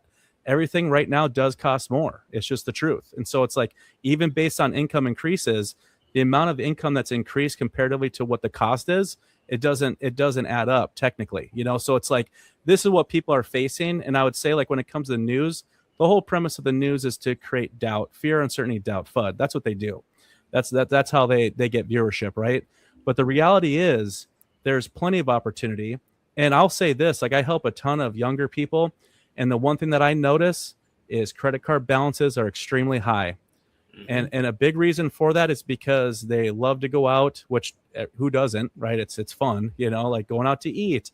You're doing like, you're getting DoorDash all the time. Like, a lot of like the traditional ways of living has changed. It's all about convenience, about speed. That all costs money. You know what I mean? So like, if you look at someone that's younger, they have a credit profile where they have, $60,000 to $100,000 in student loan debt, right? They have credit card debt that's maybe 10 to 20 grand. Then they have rent. Rent itself is increased. Rent's also expensive, so like there's a lot there. And if they're not either willing to cut lifestyle and cut expenses to then meet where they're at to have a savings for down payment, that's a goal of theirs, it's going to be difficult. Or the only other solution is to then make more money. Well, you can either do that in a career path that allows that, and you have to be tenacious enough to make that happen. Or, like you said, Brandon, hey, they call them side hustles, right? That was so popular for a while. Side hustle, right? There's so many legitimate ways that you can create your own business in addition to your full-time job that then will allow you to generate more personal income. And then with that, when you're a business owner, you now have additional tax incentives too. So like, there's so many ways you can play this game, but it really comes down to the person and what is it that they want. Do you want to own a home? Then it can happen for sure. If you don't, that's fine too. There's investors that purchase things all day long and you can rent. So it's like, it just depends on what they actually want. Right. To kind of not really push back, to kind of piggyback what you're saying. I think it's about the lifestyle has changed. Don't forget that. Yeah. Back then, it was simpler. It was a simpler life. Mm-hmm. I seen a dude that got a tank to his prom. Took a tank. And we used to have limos back then. Now they're going to their prom in an armored tank. Sounds awesome. That would be fun. I'd be down to do that. Right. So it's changed. It's a lot more fast paced. It's keeping up with the Joneses, and that's what people want to do. Latest cell phone, latest gadgets. It's consumerism everywhere. Where you're on your phone, where you're looking at anything, is laced with commercials, and people want things, and that's just what it is. So have to your point. You're spot on, bro. Right. We even like tonight, if we talk about things that we want, right? If it's something that can be purchased, it's going to show up on your phone. Correct. So everything is forward facing, like you're talking about. Right.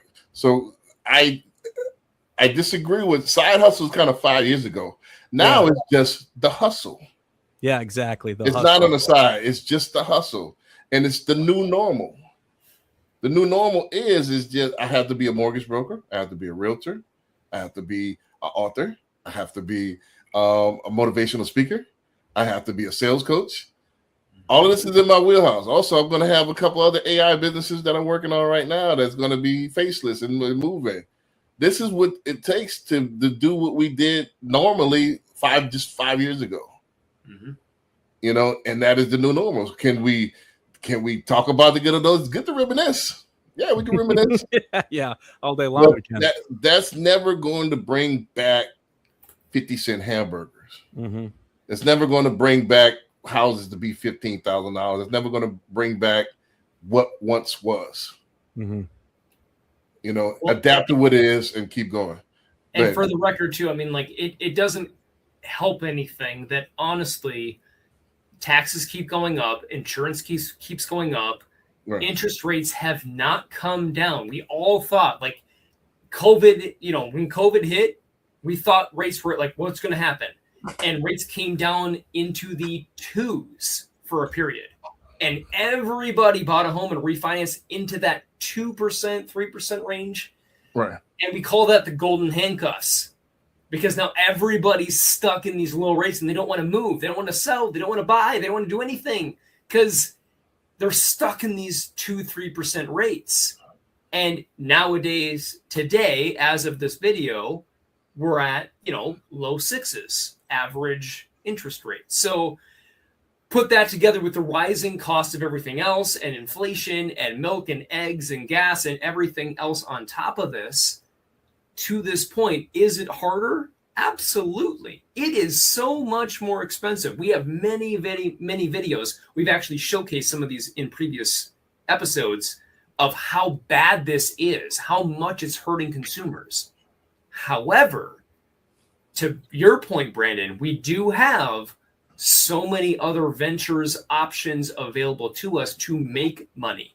It's not just one path. Right. Yeah. To stamp on that point, can I make $1 million off the phone before? Was that possible? No. Can I create a website in 2 minutes? Yep. Today you can. Yeah. Can I have money generating without me being there 24/7 with a faceless YouTube channel? Exactly. Can I not leave the house and make sell my first weekend? I don't know if I sold 322 books. I make $2,000 by just dropping a book and promote. Hey, my book is out, and can I do that before? Did I have to go through the big publishing houses and they take a large royalty and and I would see a couple of pennies? This wasn't possible. That's why I look at the glass half full, not half empty. Yes, things are higher, but there's more opportunities for me to make money than there ever was before. Yeah. I mean, think about it too, man. Like, there's a few things that come to mind, honestly. Like, in my industry, I work with a lot of real estate agents, loan officers, financial advisors, and I'm connected with a lot of them on Facebook. And I've noticed that the one thing that has always annoyed me is when I see marketing like, why are you complaining about the cost of this home at this rate when back in the day it was this price and the interest rates were 18%, like you said, right? Mhm. If I was younger and I looked at that, I'd be like, what am I looking at? Like, yeah, it was a higher rate, but look at what the purchase price was. What was that proposed? What was that monthly payment versus it is today, right? Like, what I think happens is like people are constantly pushed with either like messaging that just doesn't even resonate with them. It almost in a way like puts someone down, really. It's like, oh, well, why wouldn't you do this? Because look at what it's like for me then. Like, that's almost like a defeating mentality. It's like, well, you're an idiot for not doing this. It's like, no, that's not what it is. And then on top of that, you have so much constantly being pushed out around the cost, inflation, all the different things. So like, if you think about it, for someone, anytime as an adult that I've seen, there's like that term, a confused mind doesn't buy. When someone's confused and doesn't see a path, what do?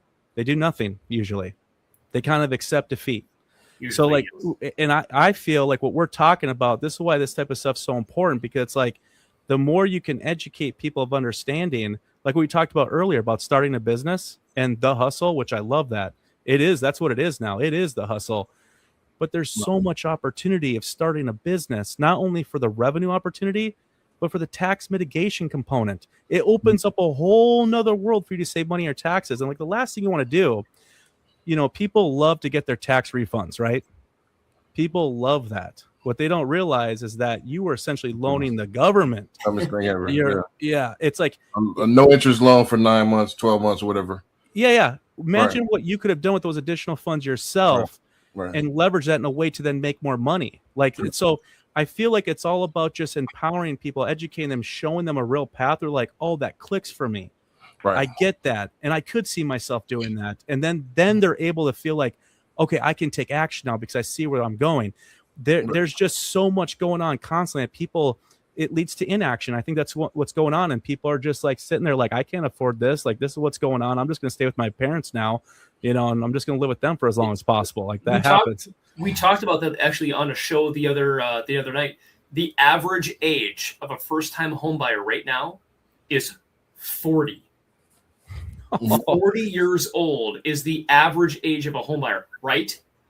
Right. Why? Why?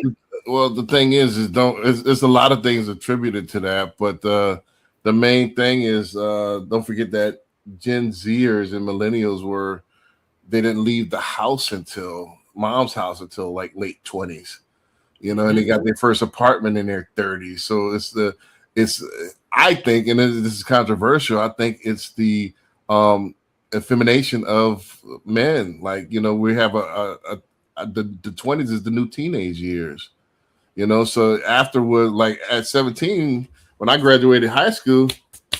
Yeah, same. I was out at 18. I was out at 18.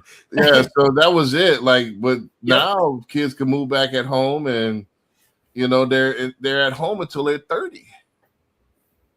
Yep. My younger brother is 33, 34. He still never left my mom's basement. Right. He's still there. That's kind of part of it. It's the fatherless, society. The father's not there because dad's not gonna put up with that. Like, hey man, you're not gonna just eat as much as me and not pay any bills, So you gotta, back then you had to do something, you had to do something, you had to do it quick.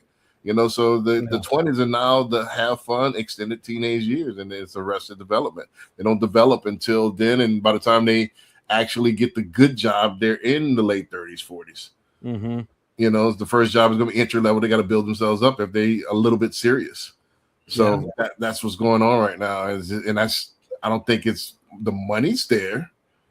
I think, just the tie to what I was saying, I think the money's there, the opportunity's there, but everybody doesn't take life serious. Mm-hmm. Well, and sadly, there's such a lack of education when it comes to money and credit and all these things that by the time they even get to that point, get to that age, as you've seen, Jared, they're already in a massive amount of problems with their credit. There's nothing that anyone can do. They have to work with you before they can even start the process now because they have no idea how this works. There's no education around this. And There's education, and let's be honest. Let's be honest. There's not a standard of education in the school system that train on this. That part's true. In the school system, that's very true. This is the difference. This is a shameless plug. And before we get to this, let's talk about the BDM program as well. Before we get to this next clip. Before we go to the clip, can I jump in and explain the preface? Well, let me plug the book. Do that first. Go ahead. Let me plug the book and plug the new book that's coming out tomorrow at midnight. So in case you hadn't got a copy, go ahead and get a copy of Message to the Businessman. It's talking about some of the various topics that we're talking about right now. This is the actual cover. So get your copy. Hold on, it's not working. Hold on a second. It's playing, but it's in the top corner. Make it full okay. screen. I got you. I see what I did. Here we go. This is it. Bam. So Message to the Businessman is out right now. It's talking about the differences that businessmen occur right now as far as the speed that things change. And I have a chapter there talking about the softening of men, and which means that it means a couple of different things. It means that we knew back then that this was our responsibility, and that people were relying on you as far as to make payroll. And it was a personal thing that, hey, I got to make payroll, so I got to do what I got to do. Now it's the, like Jared said, people don't take responsibility. I'll just bankrupt the company and just get another one. And it was there. They put their life blood into it. So I have a chapter about that. And then that goes to my next metal draws. It's going to be out tomorrow at midnight. It's talking about the retention. It's talking about it up on the screen too. I don't have actual banner for it, but I'm gonna create a banner next week when it's out. But the metal draws is coming out tomorrow, and that's talking about holding your chi. We're so oversaturated with dopamine hits that we can't concentrate and can't focus. And unfocused man is a man that's no good for the most part. I think the new flex is discipline. The new flex is going to, because it's out there. Everything's out there in abundance. And especially with pleasure, it's out there. It's not a flex that, back then it was hard to get. It's not anymore. So it's out there. I could pick up anything, and I could get comedy. I could get drama. These things aren't hard to find anymore. So it's almost like, we're overdosing. Yeah. So now that we got to go in reverse. Let's go ahead and lock it up and lock in order to focus. So that's what Metal Draws are talking about. And I think it's about time. It's June is men's mental health month, and I think part of mental health is being able to sit there and focus and not be oversaturated with being drawn each and every direction, knowing yourself. So with that being said, let's talk about getting some of those hustles and getting the hustle intact with the BDM program. Perfect. So the BDM program for short is BDM, Business Development Manager or Marketer, depending on the marketing you're looking at. Mm-hmm. This is a concept that we created as a company, one of the first ones that launched this concept. There are a few companies out there trying to copy what we're doing, but nobody can really do what we're doing at the level we're doing it at, where we can legally pay commissions to you as a W-2 person if you want to help us grow and market the company. So this video is just highlighting this point. We'll talk about it briefly at the end of what you need to do next if you have interest in learning more. If you're a realtor and you're not getting paid for the mortgage conversations you're already having, we need to talk. You're speaking to buyers, sellers, past clients, your sphere every single day. And every time financing comes up, you're creating opportunity, but you're earning zero from it. At Nexa Lending, we've built a compliant business development manager program that lets you get paid for the business you generate without becoming a loan officer. No licensing, no quoting rates, no collecting docs. You simply connect people. We handle the mortgage. You get paid as a W-2 business development employee. Refinances, your CRM, your Sphere, other agents you introduce. You're already creating the business. Now you monetize it. If you're serious about adding a real additional income stream this year, click the link, message me directly, and let's get you activated in under 10 minutes. So as you may have noticed, the focus is on real estate agents or realtors because obviously most people buy homes exactly backwards. They pick the pretty house, they call a realtor, and then they try to quickly figure out their financing last second. The correct order, by the way, of that is financing, realtor, house.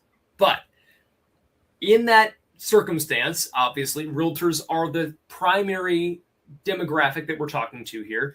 But anybody that has any interest in learning more about how you can legally get paid on commissions of helping us grow the company, refer clients to us and help us grow, we would love to have that conversation. Just reach out to me directly. We'll have a conversation. In the top right corner of your screen, there's a little QR code with a little duck there for the StreamYard. That QR code, if you scan it with your phone, will give you the ability to scan or get on my calendar. We'll schedule a call one-to-one. We'll have a conversation, and we'll figure out where to place everything, how to structure this, and show you the math on what amount of money you could make if you want to do this with us as a partnership. Which, by the way, we have hundreds of people since we launched this just a few months ago. Hundreds across the country have already jumped in and done this. Our top person that's doing this, by the way, is not even a realtor. It is a social media influencer. So if you have any desire to want to join into this cause that we have of getting education out to families, helping them with their financing, please reach out. We'd love to talk to you. You do not have to have a background in real estate, period. Gotcha. And while you were talking, I loaded the actual graphic up, so I do have it. So that is, there we go. Metal drawers. There we go. Yeah. I love that clip. Right. So it's dropping June 3rd. Discipline builds power. Power builds legacy. It's the subtitle is The Discipline of Retention, Control, and Creation. So get a copy of that. It's I like it. It's some good work, if I don't say so myself. Originally, I chopped it down to like 112 pages. Originally, it was like 300 some pages, so I chopped it down. But the meat is there, as far as the gist of what I'm talking about. No, yeah, but no.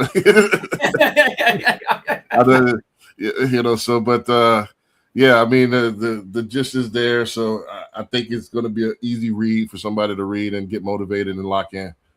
So metal drawers. Sometimes you got to be metal drawers, man. With that being said, let's go to the next clip. All right, I got everything loaded.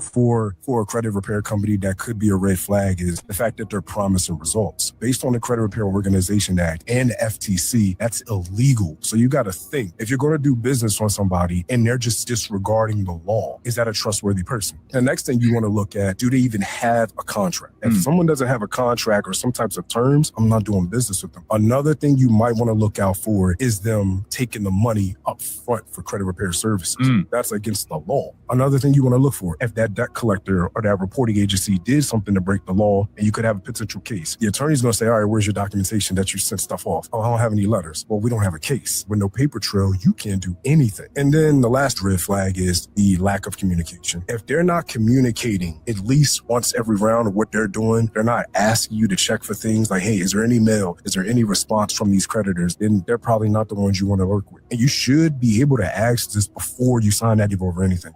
One of the first things you want to look for. Right. I know this is your area of expertise, Jared, so it's one of the clips I had in that pre for you. But so many things he threw out, like bam, bam, bam, like good stuff.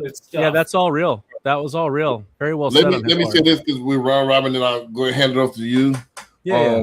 As far as how I want to point it, and he said some things. One of the things alarming is that you can't promise results. So it's like, yeah, well, that's so you basically, as a consumer, I have to kind of go at your word because you can't really trust reviews nowadays. So how do I know? Like, all right, I can't. I'm just not just throwing money at the wall. It's like I'm hoping. It's like, all right, I go to a restaurant. I'm gonna just go ahead and tip the maitre d' $20 and hope I get a meal out of this. Yeah. So I mean, it's tough. Like, as a consumer, through a consumer's lens, like who do I trust? Yeah. I mean, and that's all real, Right. and like the best comparison that I can make around it that most people would understand, it's like, look, imagine I was a personal trainer, which I used to be when I was 18. So it's easy for me to say this, but like, if you go and hire a personal trainer, I can't guarantee the amount of weight that you're going to lose because I don't necessarily know if you're going to follow the program, if you're going to work out on your own on top of when we're working out, you're going to eat the right things. Like it's very similar to that. Like in the world of credit repair specifically, it's like we're working with third parties, we're working with the credit bureaus, we're working with creditors. There's third parties involved. You technically cannot guarantee results. It's almost like another thing with like an attorney.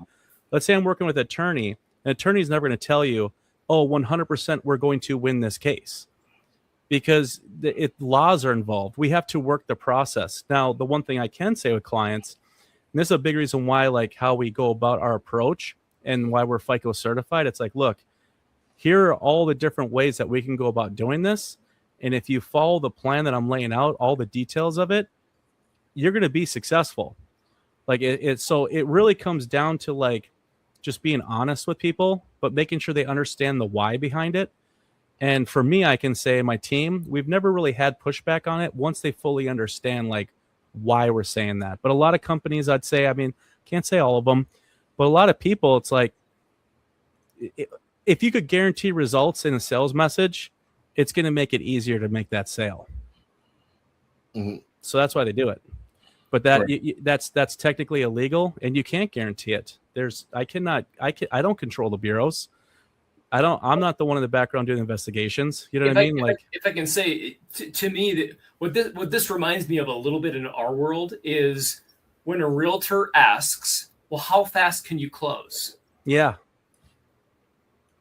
I'm as fast or faster than anybody you've ever met. However, what is the circumstance of the client? Mm-hmm. This changes the game. If this is a 800 credit score, one client, salary job, money in the bank, hundreds of thousands verified, like easy peasy done. We can probably close in 1 week, to be honest. Like we might be able to actually do that. But if you have a gift of money and your credit score is bad and your debt to income ratio is high and you have transfers coming in and out and we don't know where they're coming from and you switched jobs last year and we don't know where this income's coming from and we've got 3 people on the loan, and the more things you add to this, the longer it takes. So the stupid question of, no offense to any realtors watching, the stupid question you realtors ask, how fast can you close? It doesn't actually compute. Like, it depends on the client. Mm-hmm. It could be really, really fast. It could take a long time. Well, to your point, exactly, Jared. There may be a lot of things involved with this thing. There's a lot of variables. Yeah, exactly. On both sides.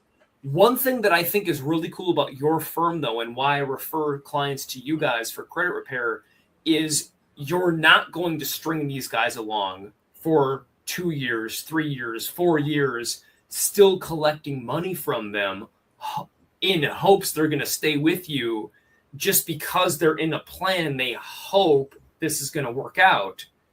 You guys are upfront. You tell them this. You give them the education. You give them the resources. You try to streamline this as fast as you can.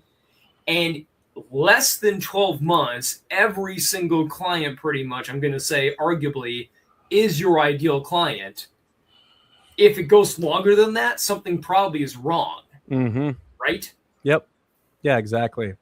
Yeah, and it's just, and I do understand what Brandon's saying there. It's like,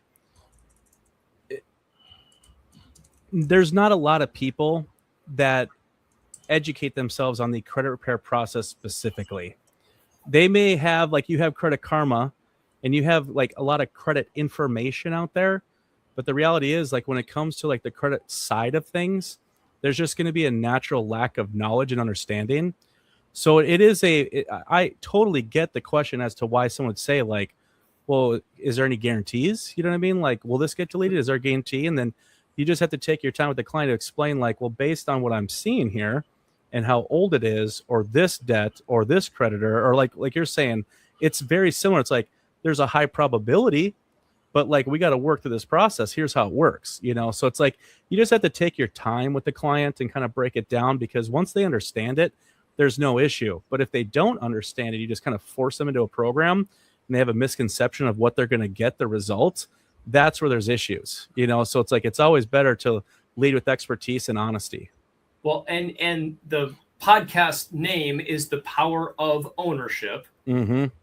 Part of this whole concept, of course, is take ownership of your credit profile, because if you're just like, oh, Jared fixed my problems, go fix it for me, it's probably not going to work. But if you're involved in communicating, it would probably be less than 6 months you'll have this thing done. Yeah, you know, and that's a big reason why we let people know, and like a lot of our marketing message is not only helping people when it comes to their credit, but we help and coach them to change their relationship with money. And that's really what it comes down to. A lot of it either came from an event in their life, or lack of knowledge, lack of the school system, like we talked about. They, you know, hear it all the time. My parents never raised me to do this. Like it's their relationship with money. And so in addition to helping them with their credit, it's a better understanding it helps them understand how to manage their debt, how to manage their money, specifically to help them get to a goal. And that's the biggest shift right there. And that's why our clients are successful. I mean, oh man, we get so many emails all the time, clients excited when they settled out of debt. I mean, how often do you hear people reaching out going, I'm so excited I paid this off? But the reason why they're so excited is because, one, they achieved something, but they know why they're doing it, because it's getting them a step closer to getting that mortgage, getting that home. And so it's like, that to me is the biggest thing. Absolutely. So yeah, I mean, the credit, I mean, and I love the power of ownership, right? Like your podcast name, ownership in yourself, ownership in your goals, you know, holding yourself accountable, ownership of something that has value, like a home, like a business. I mean, this all goes hand in hand. You know what I mean? So it's like this type of message to me is really powerful for a lot of people, because the reality is, just like the book that you're rolling out, Brennan, it's like, in order to be successful, you have to take ownership in yourself and your own actions. Right. And if you made mistakes, what better way to connect with an expert to help you understand why that didn't work, and then how to do it differently and better moving forward. That's how it works. That's not just credit. That's like everything. And so I think that right there is a key difference of like helping people get from A to B. You know, that's a big thing for me. Right. I think, like I said, with this, as far as credit repair, let me point this in this one, and then we're going to get to the last clip. I think we're right at on time. I was loading up the last clip here. Actually, I think I got it. Yeah. And this goes as a good segue to the next clip. Do you think Gen Z is harder because they don't take it? They were born in the credit repair era. We weren't. Credit repair didn't come around until I was in my 20s. You know, I would say the late early 2000s, late 90s. I just look young. You know, so, yeah. But it's I would say it's only like 25 years old. You know, I would say it's not. It was I remember the first time I heard about it, and there was these two ladies that had rented an office, and like, credit repair, is that a thing? Like, you know, so I went in there like, what do you guys do? And they explained like, hey, what we do is dispute, and they have 30 days to actually respond. If they don't respond, then they have to automatically take it off. So it's like a loophole. You know, Yeah. so they just disputed it, and that was the beginning of it. And they would write letters, handwritten letters, or computer generated letters that they Xerox. You know, the Xerox is a machine that they had that copied. Oh yeah, yep. I remember. You know, so and that was the beginning of it. We didn't grow up. We grew up with the actual embedded in us. If we made a debt, we would pay it, or it would stick with us. These kids are not. Is that all right? Let me go ahead. This song. Let me mess up some commas. It's a song. It's one of the popular songs. Mess up commas mean I'm gonna throw away some money. So let's throw away some money. Let's credit. I'll get some credit clean later on, and then, you know, they're so casual about it. They don't take it as a badge of honor like we used to. All right, my credit. Hey, man, I gotta. That was the thing. Like, it's messed up right now, but I'll go ahead and get it in the credit repair and get my homeboy does it. And then when I get ready to buy something, I'll go ahead and get it fixed. Yep. So they're kind of cavalier about it. Yep. You know, so it's a different ball game, and I'm saying that to say this is that, I think it's almost like that thing that it's there, but I don't think it will ever go mainstream because. At least not while Gen X is alive, because we're still like, all right, is this really legal? Can we not like pay our bill? Like, we made the debt. Most of them made the debt. They messed up the commas. And the whole thing about owning it is like, let me go ahead and pay it off. You know? So, and it's almost like, and I think nobody really, I think they complain, but nobody, if they do get burned, it's like, well, it was kind of cheating anyway. So, So nobody. That's a good point. You know, that's so funny because like when I first started in the industry, my first introduction to credit repair was when I was working in mortgage real estate in California. And there was a gentleman, I'll never forget, his name was Diego, and he would stop by the office. And I remember I was asking him a lot of questions like, well, what is this? Like, how's it? That was my first introduction to even like, what is credit repair? And I remember a few of our loan officers would send them some business. You know, I honestly don't even remember the result of that. But what you brought up, that one comment, was so popular. Oh, we write up this letter, and if the bureaus don't reply within 30 days, it needs to be deleted. That was such a common statement for so long. But what people don't understand is like the bureaus have advanced greatly for a long time. There is no situation where they don't respond. It's the responses. If it's not done correctly, you don't like the responses. It's not getting the outcome that you want. That's the difference, because they have like this e-Oscar system and all these different things that they do, you know. But like to your point, in a younger generation, because our younger generation's all over social media, like everything is social media. So if they keep getting this information about like, oh, well, you can just clean this up, use this letter, Metro 2 letter, use this letter, credit sweep was really big there, like we went over earlier, all these different things.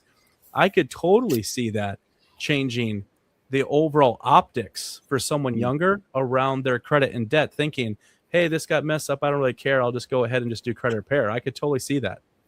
Right. David, you want to get in on that a little bit? I did want to share, for those that may be watching, one thing that I want to plug, kind of shameless plug here, is we are one of the only lenders, brokerages in the country that can now use the Vantage score model, that's cool, not the FICO score model, to approve clients.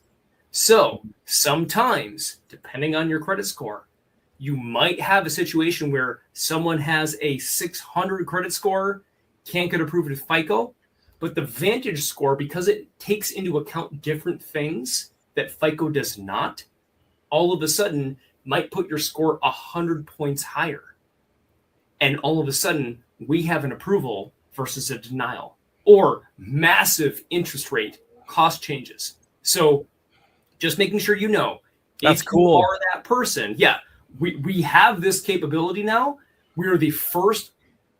We're one of the first in the industry to have this.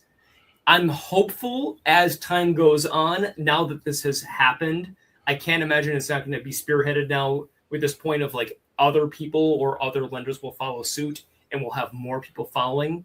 But right now, we're one of the only ones that have this. So if you have a credit challenge scenario, reach out to us.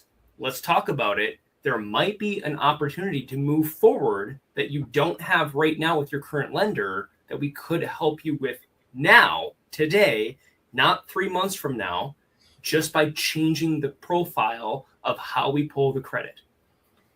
Dude, that's fantastic, man. Like that Vantage has been pushing really hard to get utilized for lending. Like Vantage, I imagine it's probably the Vantage 3.0 model is probably what's being used. Yeah. Yep. So like, I'm very familiar with that model. And as you know, like a mortgage, like so many people don't know this, like on the your FICO scores are not all created equal. You have a different mortgage score, you have a different auto score, you have a different credit card score. They have different algorithms and even versions of that specific to what you're applying for. Mortgage, most lenders are using a very antiquated mortgage FICO score, which is just naturally going to be more conservative. In most cases, the score is going to be lower than all the other scores, like every time. And so like a lot of times when we're working with clients to get into a home, we're honed in on those models. You know, their credit's going up on all models basically, but we're really pushing to get that specific model and middle score to where they need to be. Like a lot of people don't know this too, like FICO is a separate organization. They're another for-profit business. They're the ones that are constantly pushing their model to be utilized by lenders to make lending decisions. Vantage has been around for a while, but in most cases for the longest time, even Credit Karma, that's Vantage 3.0. So like a lot of it was more like consumer facing, and they didn't have a lot of play in the lending game. But I've noticed that there have been some like smaller credit unions starting to use Vantage in certain of their personal loans as an approval. I think that that's a good thing, quite honestly, on the Vantage 3.0, because the scoring model itself is actually very good. It's very in depth. It definitely evaluates risk quite well. And I also think it's going to be good, like, because you have that mortgage FICO 10T, I believe is what that one that's coming out. And there's a version where it's like, basically it's going to do a calculation of your average daily balance as well, that then impacts your overall score. So like the reason why that's important as other lenders adopt that newer version, a lot of times people like when they know they need to pay down credit card debt, right? So like a game that some people play is like, hey, I'm going to bring up my debt because like maybe they want points or something like that, right? And then they go to pay it off before their statement closing date to 0. And if you do that, you essentially can control what ends up on your credit reports. But with that newer version of the model and how the information's relayed, it actually tracks your average daily balance. So if a lender is looking at that, they'll see that even though at the time that I pulled their credit report that you had a 0 balance as an example, I noticed that you're actually been carrying a higher balance with the course of the month and may change how they underwrite that loan. So like there's so many changes coming down the pipe around credit that it's going to be interesting. Like, you know, like we're aware of all this because we're just in it every day. It's like natural, like, but I'm very curious how lenders, begin to adopt this. And that's awesome, David. I think that's like so cool. Like that there's Advantage 3.0, because if it's a difference of like, they barely squeezing in on the mortgage scores, but their Vantage is like 80 points higher and you can underwrite out that's amazing. We've actually seen case studies side by side of 5 to 10 grand. Not hundreds, thousands, 5 to 10 grand difference in closing just because of using the Vantage score versus the FICO score. That's cool. In a same qualifying criteria.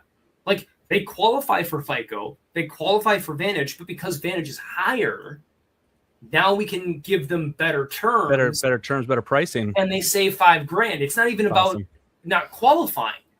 But in the event that you don't qualify and you're thinking, you know what, my lender pulled my credit and I don't qualify, this would be a great conversation to have with me and Jared, or Brandon. Like, let's all have the conversation together and have this discussion of, is it possible your score is higher than you think it is with the Vantage score model, and we can actually approve you today, right now, without having to wait.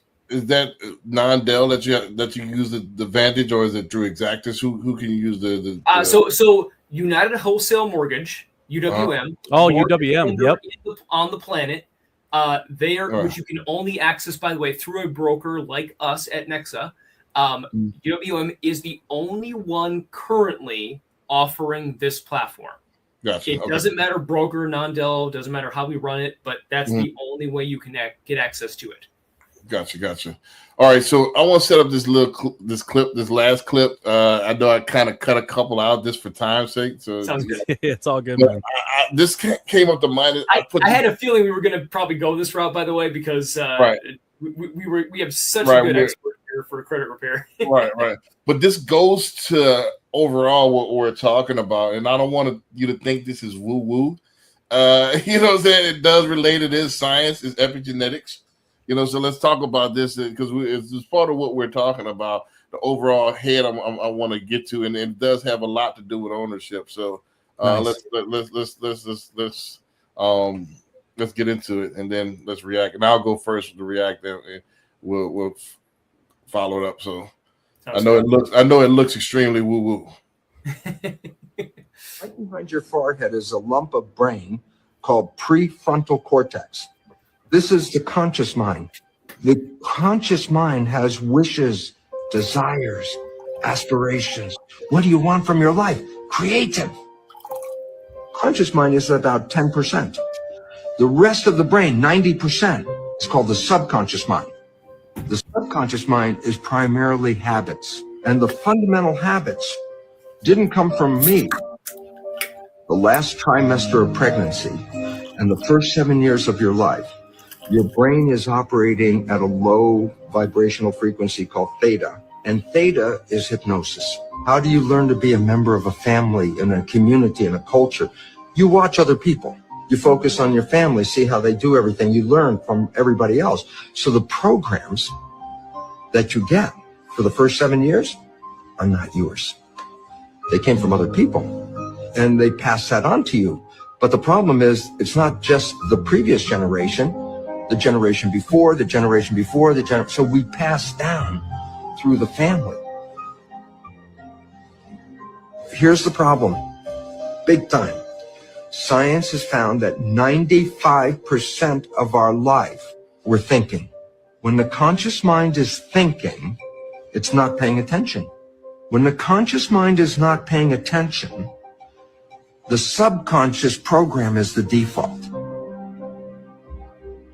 Well, if you understand that, then it says only 5% of the time you're running your life with your creative mind, the wishes and the desires and what you want. 5%, 95% of your life is coming from the program.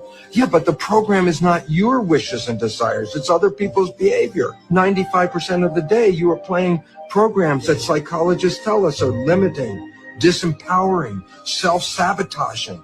All of us. Every one of us, every day, plays programs that we don't see, and they're not ours. All we see is the result. And we go, oh my goodness, this is not what I wanted. Yeah, but this is what you created. Right behind your forehead is a lump of... Yeah, and that's, of course, the scientist Bruce Lipton, and he came out with the books, Epigenetics and all that. So I'll go in and then how does this relate to what we're talking about? You know, Brandon, what are you talking about? You come with subconscious mind, you come with theta stage, and you come with this. What does this have to do with anything we talk about? It has everything to do. We talked about how credit repair is a new thing. Gen X, we didn't grow up with it. We talked about businesses that people they already in their mind have limitations that they're going to work a job and they can't adapt to what's going on right around them. They can't see it because they're so programmed to thinking, hey, white picket fence, one job, work at a plant. They can't even see that, hey, the burgers don't cost 50 cents anymore. But they keep thinking about it because you're programmed. You know, they keep thinking about it. You can't get out of it. You can't snap out of it because you don't have time to think. Like he said, it was called epigenetics. Epigenetics is that it's genetically people thought genetics were, hey, I was predisposed to be bald. I was predisposed to be fat. That's all not. It's partially true, I guess. It is not, but it's not actually true.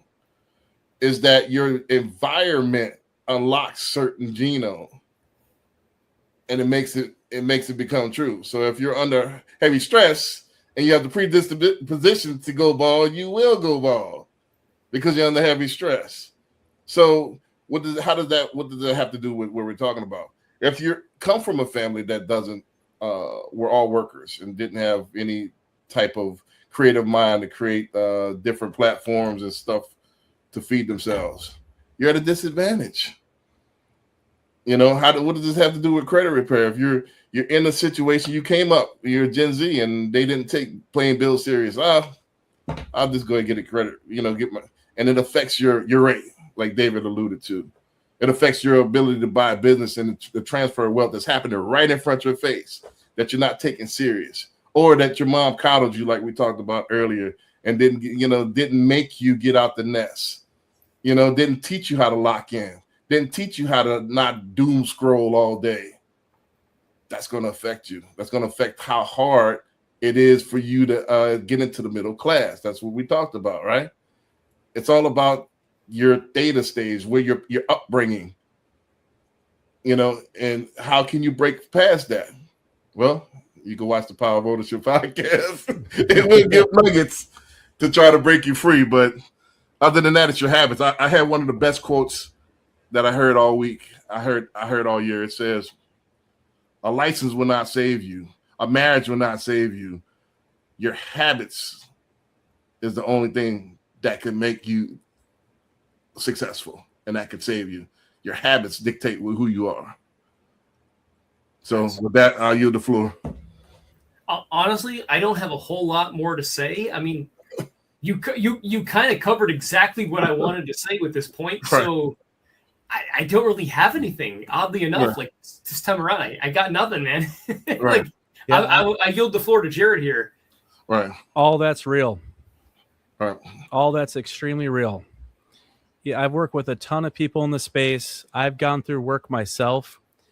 And I will say, in the very beginning, when I was introduced to this type of concept many years ago, what you said, like foo-foo and all that, I felt that way. I was like, oh, what's this mean? No way. Like the truth of the matter is, and it really does stem from the beginning of you being in the womb. It stems that early. And all these things are ingrained without you even being aware of it when it comes to subconscious mind. And so the only way to combat that is first having awareness. And then to your point of discipline and habits, that's true. But even then, a lot of times we'll self-sabotage when they're making headway. So it really does. You have to be willing to do the real work behind it. And understand, like it's almost like you have to be, you don't lie to yourself, basically, is the only way I could say it. Because a lot of times internally we'll make our own excuses. I'm going to do this. Well, this didn't happen because of this. Well, this didn't happen because of this. And it's like, the reality is you have to be willing to do the inner work and hold yourself accountable and have awareness. And then over time, when you start to see that you're drifting from what it is that you want in the direction that you're going, you have to essentially build the skill set to course correct and get back on it. But the only way to do that is to be willing to learn about it and create that awareness of yourself. So I believe in everything that you're saying there. I've gone through it myself personally, and it's real.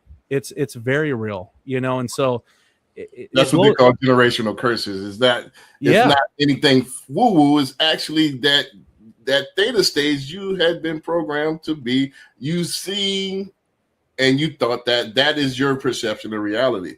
And you're going to regurgitate that over and over and over and over until you address that. Like, hey, I love her to death. My mom is a great person. However, her habits doesn't equate to where I want to go in life. Yeah. And if you think about it, even stems, I know we're going late here, but just like one quick point as well. It's like, if you think about it, the way that you address everything in a given moment is specifically geared on your past. Your past dictates your perception of what's happening in the future. Right. And so the only way to get past that and make real change is you have to address the past. Right. So that way you can retrain your mind to begin to look at things in a different perspective and open up your overall perception of what it is that you're doing and where you're going. Like it is all connected. Like when people say that old saying, oh, it's just in your mind. But a lot of times they'll say that in more of a negative connotation. Like, why can't you do this, man? It's all in your mind. Well, guess what? It is all in your mind. Right. Right. It's in everyone's mind. You have to be able to then make these adjustments, you know? So, and it's not easy, but if you put yourself around the right people, association's a big one.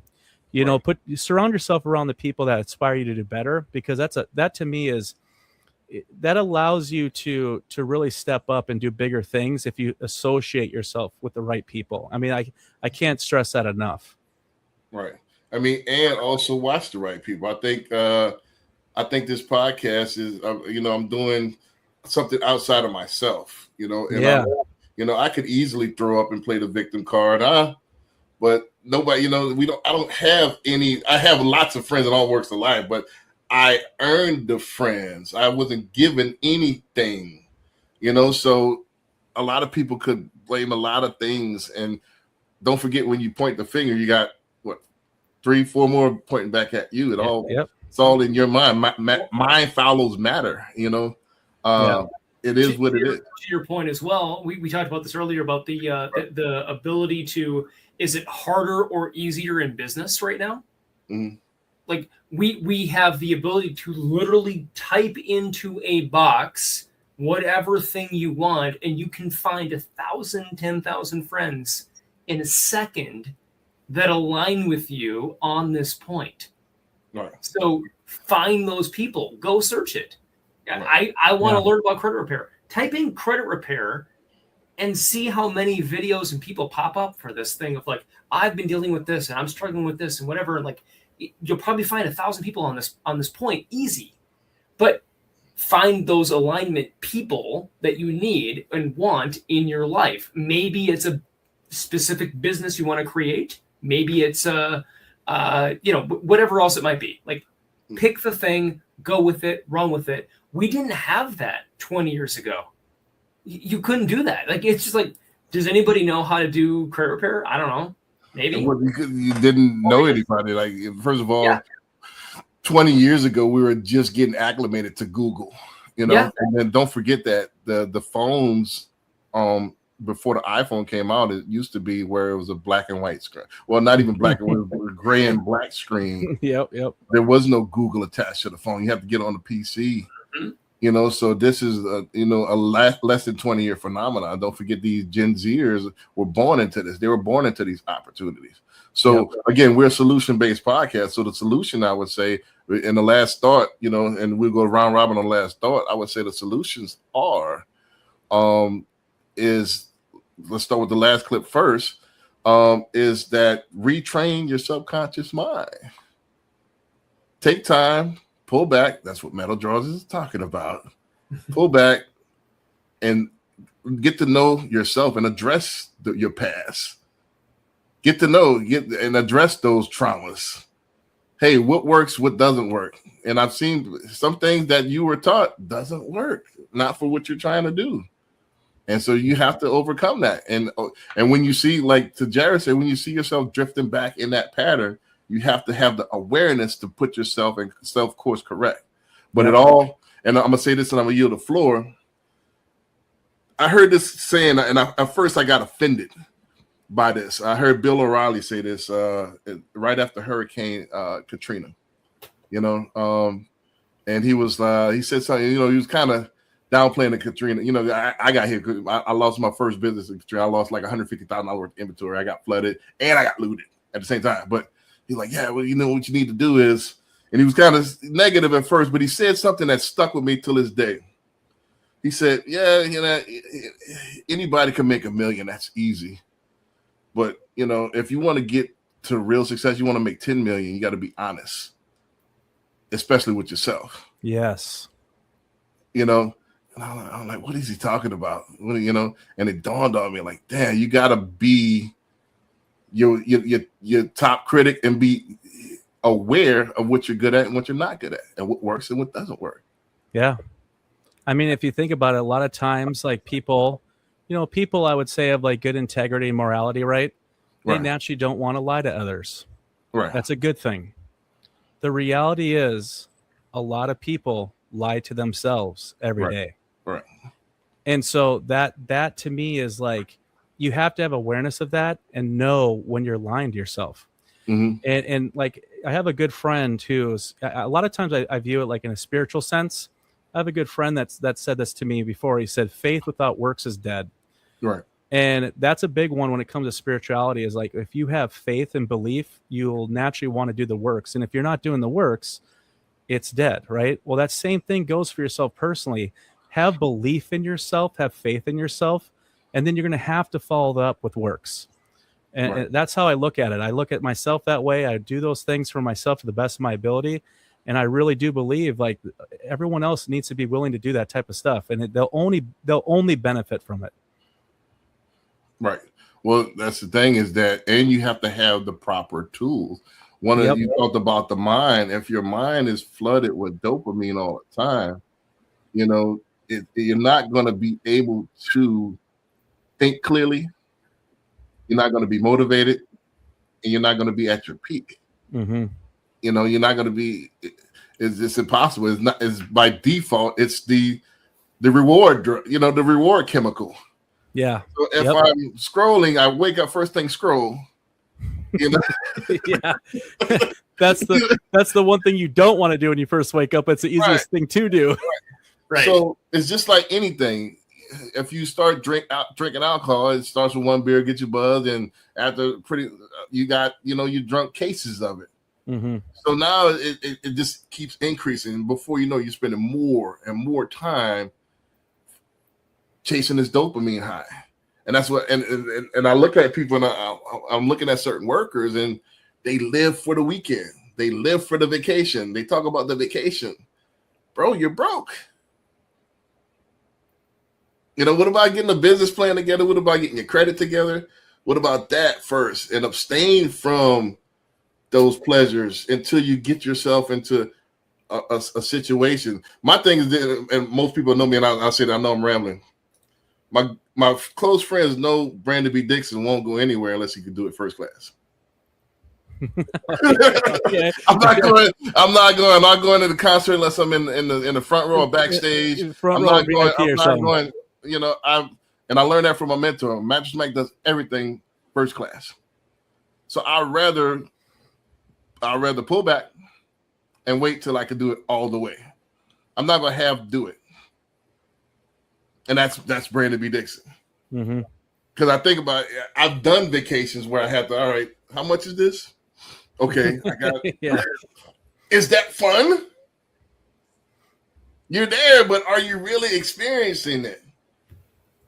I think that's a life lesson that I think only happens as time goes on. You start to realize, like, do I really want the cheap thing? Do I really want the low class vacation? Do I really want the low class flight? Do I really you start to learn, like, I'm not going to pay for that. No. I'm just not going to do it. I'll wait, I'll save, and then I'll do it. Mm-hmm. But it takes planning and discipline and time and knowledge. There's a lot of things that go into this. So 100% agreement with you, Bo. If I'm going to go anywhere, I want that first class ticket. I want that front row seat. 100% Brandon. I want the shore excursions. I want to go, I want to go here. Yeah. So, I mean, if you're going to do it, if I'm going to go to a concert, why am I going to sit in the nosebleeds? I'm there, but am I there? Yeah.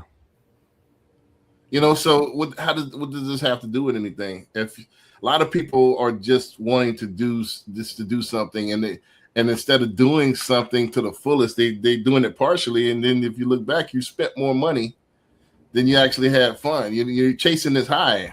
You're chasing this high, and it's never going to really fulfill you because you're not doing it properly. Yep. So I'll go yield the floor, and then final thoughts, and then we'll go and get up. I know we're like 20 minutes over. So this thoughts. You know what? I really enjoyed the conversation tonight. This was I really enjoy this format. I obviously enjoy your company as well. Like, I appreciate I it. hope I'd love to do more of this, and Sure. a lot of a lot of came from this, and I really hope that people took time to watch it again, because there's a lot of nuggets in here, and like, right. If you're looking to take ownership in your life and you're looking to have ownership in something, whether it be a home or business or both, this is the type of content and people you want to associate yourself with. Well, this is what I think, that we have something, and I've always tried to. You have either or. You have higher power content, or you have business content. We're like a mixture of both, but we don't do it to where it's woo woo. Like, I'm going to tell you that, hey, you can't have the groundwork without the higher power involved. And part of ownership is ownership of the mind, body, and soul. So we go into that a little bit, but we don't make it to where it's woo woo or super religious. We're going to take it to where it's practical. Like, hey, you need to have this as well in order to completely have ownership of everything. So I think that's that ground right there, nobody else has. Yeah. Mm-hmm. And no matter what place you are in your life, it doesn't matter what style you have of business, salary, whatever, or even what religion you have, you can take ownership of your credit, your life, your home, your whatever, anything. You can take ownership of it. Don't follow the masses. Follow what everybody else says. Listen to some of these other experts over here that might be giving you some advice of what to do. And by the way, reminder, you can reach out to us anytime. Brandon says 24/7. I am not 24/7, by the way. Call him, not me. Right, definitely. But be prepared to talk, man. If you talking business, let's talk. And I want to say this, Jared, before we get off the air. I think it's the opposite as well. Work without faith. It's misguided, because where are you going? Unless you're in tuned, that's one of the keys, to the answer. That Dave, I finally unleashed on where I wanted to go. My secret meaning. One of the keys to this is that how do I know who to trust? How do I know how? It's if you're in tune, all of this stuff, you're gonna attract the right things. Yeah, that's the key. Very true. Yeah. You're not by yourself. It's not an independent thing of I'm going to go be a real estate investor. Now I'm going to work on my credit. Now I'm going to work on my mortgage financing. Now I'm going to. All of this ties together. They all correlate. Mm-hmm. If you have Jared, me, Brandon, and everybody else in your life, these kind of people, automatically everything gets better. It's that much easier because they all correlate. Your vibe is going to be your tribe. But you got to vibrate at a high frequency. Yes. Right? And with that being said, the last clip, well, this is not a clip. This is our outro. We did is hashtag deliberate. And this is how you got to live your life. You got to live your life with a purpose and take action every day to fulfill that purpose. And this last outro is a guy that, I think an 8th grader or 9th grader or something that wanted to dunk. And it was eye-opening to me because I always thought, eventually I'll be able to dunk one of these days. And I never took it deliberate. I just thought it's one of those things, as I get older and taller, I'll be able to do. This guy did it in a summer because he took it serious and he was able to do it by practicing and working at his craft. And I thought about, like, damn, if I would have had at the theta stage, like, hey, people around me that's working on things and not thinking that it's just going to eventually happen, where would I be right now? Mm-hmm. So this struck me as damn, one of those damn clips, like, damn, if I would have, but it is what it is. Like, now I live every day deliberate. I wake up at 7 and I might not go to sleep until 1 o'clock in the morning. I maximize my 16. With that being said, live life deliberate, and we'll see you next week.